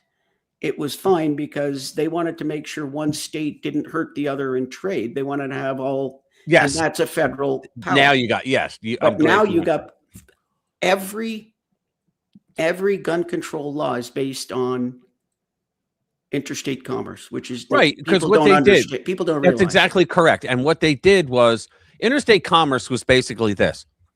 In New Jersey, they could have made a law that said, because I hope everybody realizes that every state is a country. We in agreement? Every state is its own country. Just because they formed a union doesn't mean that's why they call it a state. They call it the state of Israel, right? It's state means country. Okay. If you're a real estate agent and you have your own little real estate building, right? And then you join this conglomerate of real estate, you go to your conventions. Does that mean you no longer have your own business? Right? No, you are a country. Okay. It's just that people have lost track of that because we became a union. Okay. So the fact of the matter is that they felt that because they argued that in New Jersey, they could create a law that says that only businesses in New Jersey could do business in New Jersey. And that would screw with Pennsylvania, Delaware, right? Or they could put tariffs on imports from exactly. other And it could have led to disputes, to lawsuits and war. Yeah. So this was the whole reason for the federal government. And this is the part that most people, they never learned in school. The federal government was supposed to be nothing more than an agent to the states in issues of nationhood. Yeah. That's all it was supposed to be, which is why if you read Federalist 45, Madison wrote Federalist 45, where he points out, he literally gives you examples of what the federal government's powers would be and the state's powers. And the federal government is always on nationhood, which was that's coin why they money, have immigration, right? And commerce, back to the original. Yeah, back to the original. Commerce was supposed, the Commerce Clause was supposed to say, okay, we have to make commerce regular. We can't have states that are going to do things that will block commerce among themselves to get their own competitive edge.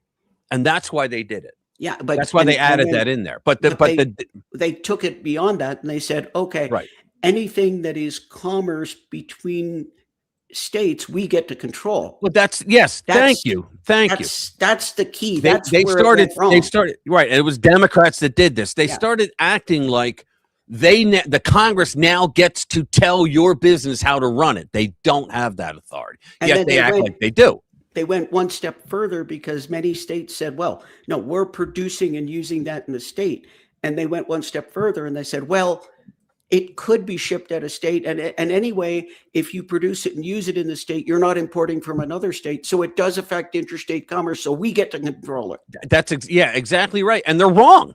And yet no one has done it. Well, you know what, too? There's a time period between 1945 and 1945 and what was it? 1945 1954 and 1994. That was it. It was a 40-year period where the Democrats ran the Congress.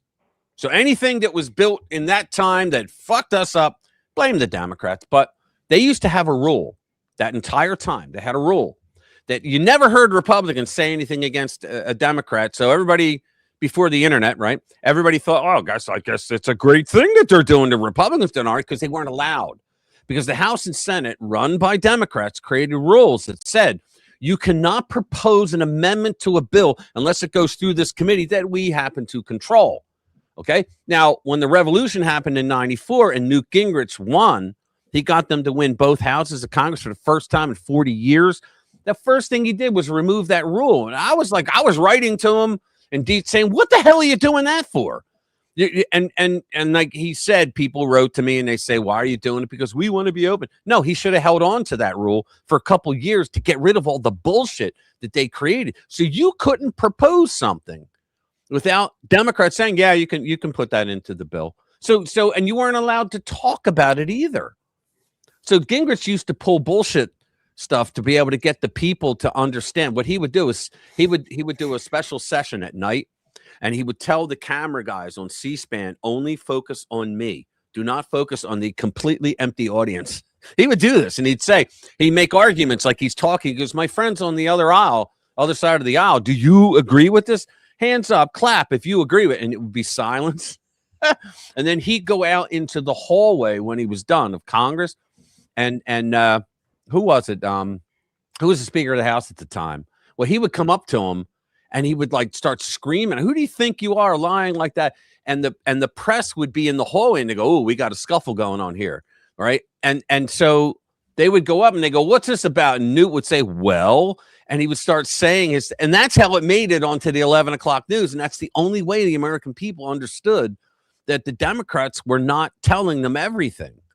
But that's what they had to do. So a lot of things that happened because the Republicans, by that rule, they weren't allowed to say anything. And guess what?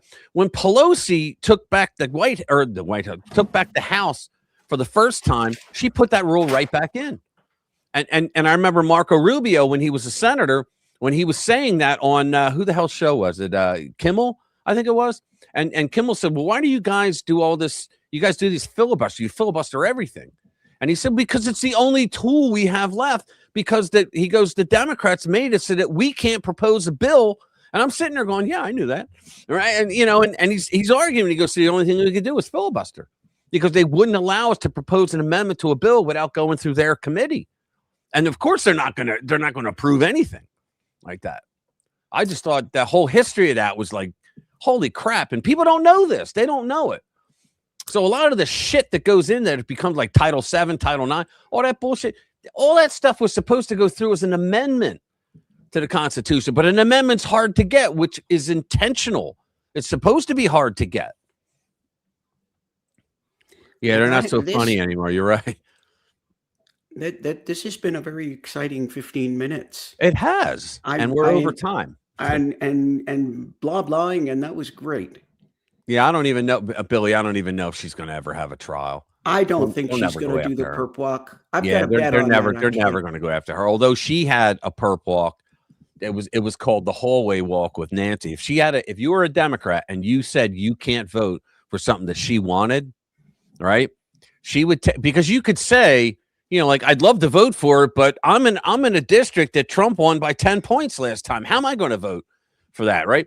They say that she would walk you from her office all the way down the hall. It was a long hall to the end of the building. And if she couldn't convince you to do it by the end, you were done.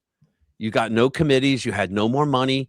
That the PACs wouldn't throw money at your way and all that. Yeah. Okay, man. This is very exciting. You got my heart rate up. This was good. Yeah. You got my heart rate up. This is good. Yeah. Hey, guys, do me a favor. Hit that like button again. If you haven't, please do so. It helps us. Also, bring a friend next week. I see a lot of new people in here. I appreciate it. Please come back. We do this kind of craziness every single Friday. What else is there? Yeah, tomorrow night, check out 42's stream. I'm going to put in the description, I'm going to put his channel in there. I know all you guys that I'm looking at. You guys are awesome. You're all 42. In fact, you guys, I think you guys half of you came from my brother, Jimmy from Philly's stream, and the other half came from 42. So I love you all. All right, guys. Thank you very much. Have a great night. Have a great weekend. Watch my videos during the week, please. I need more people, and share them with your friends. Appreciate it. We're out of here. Have a good night.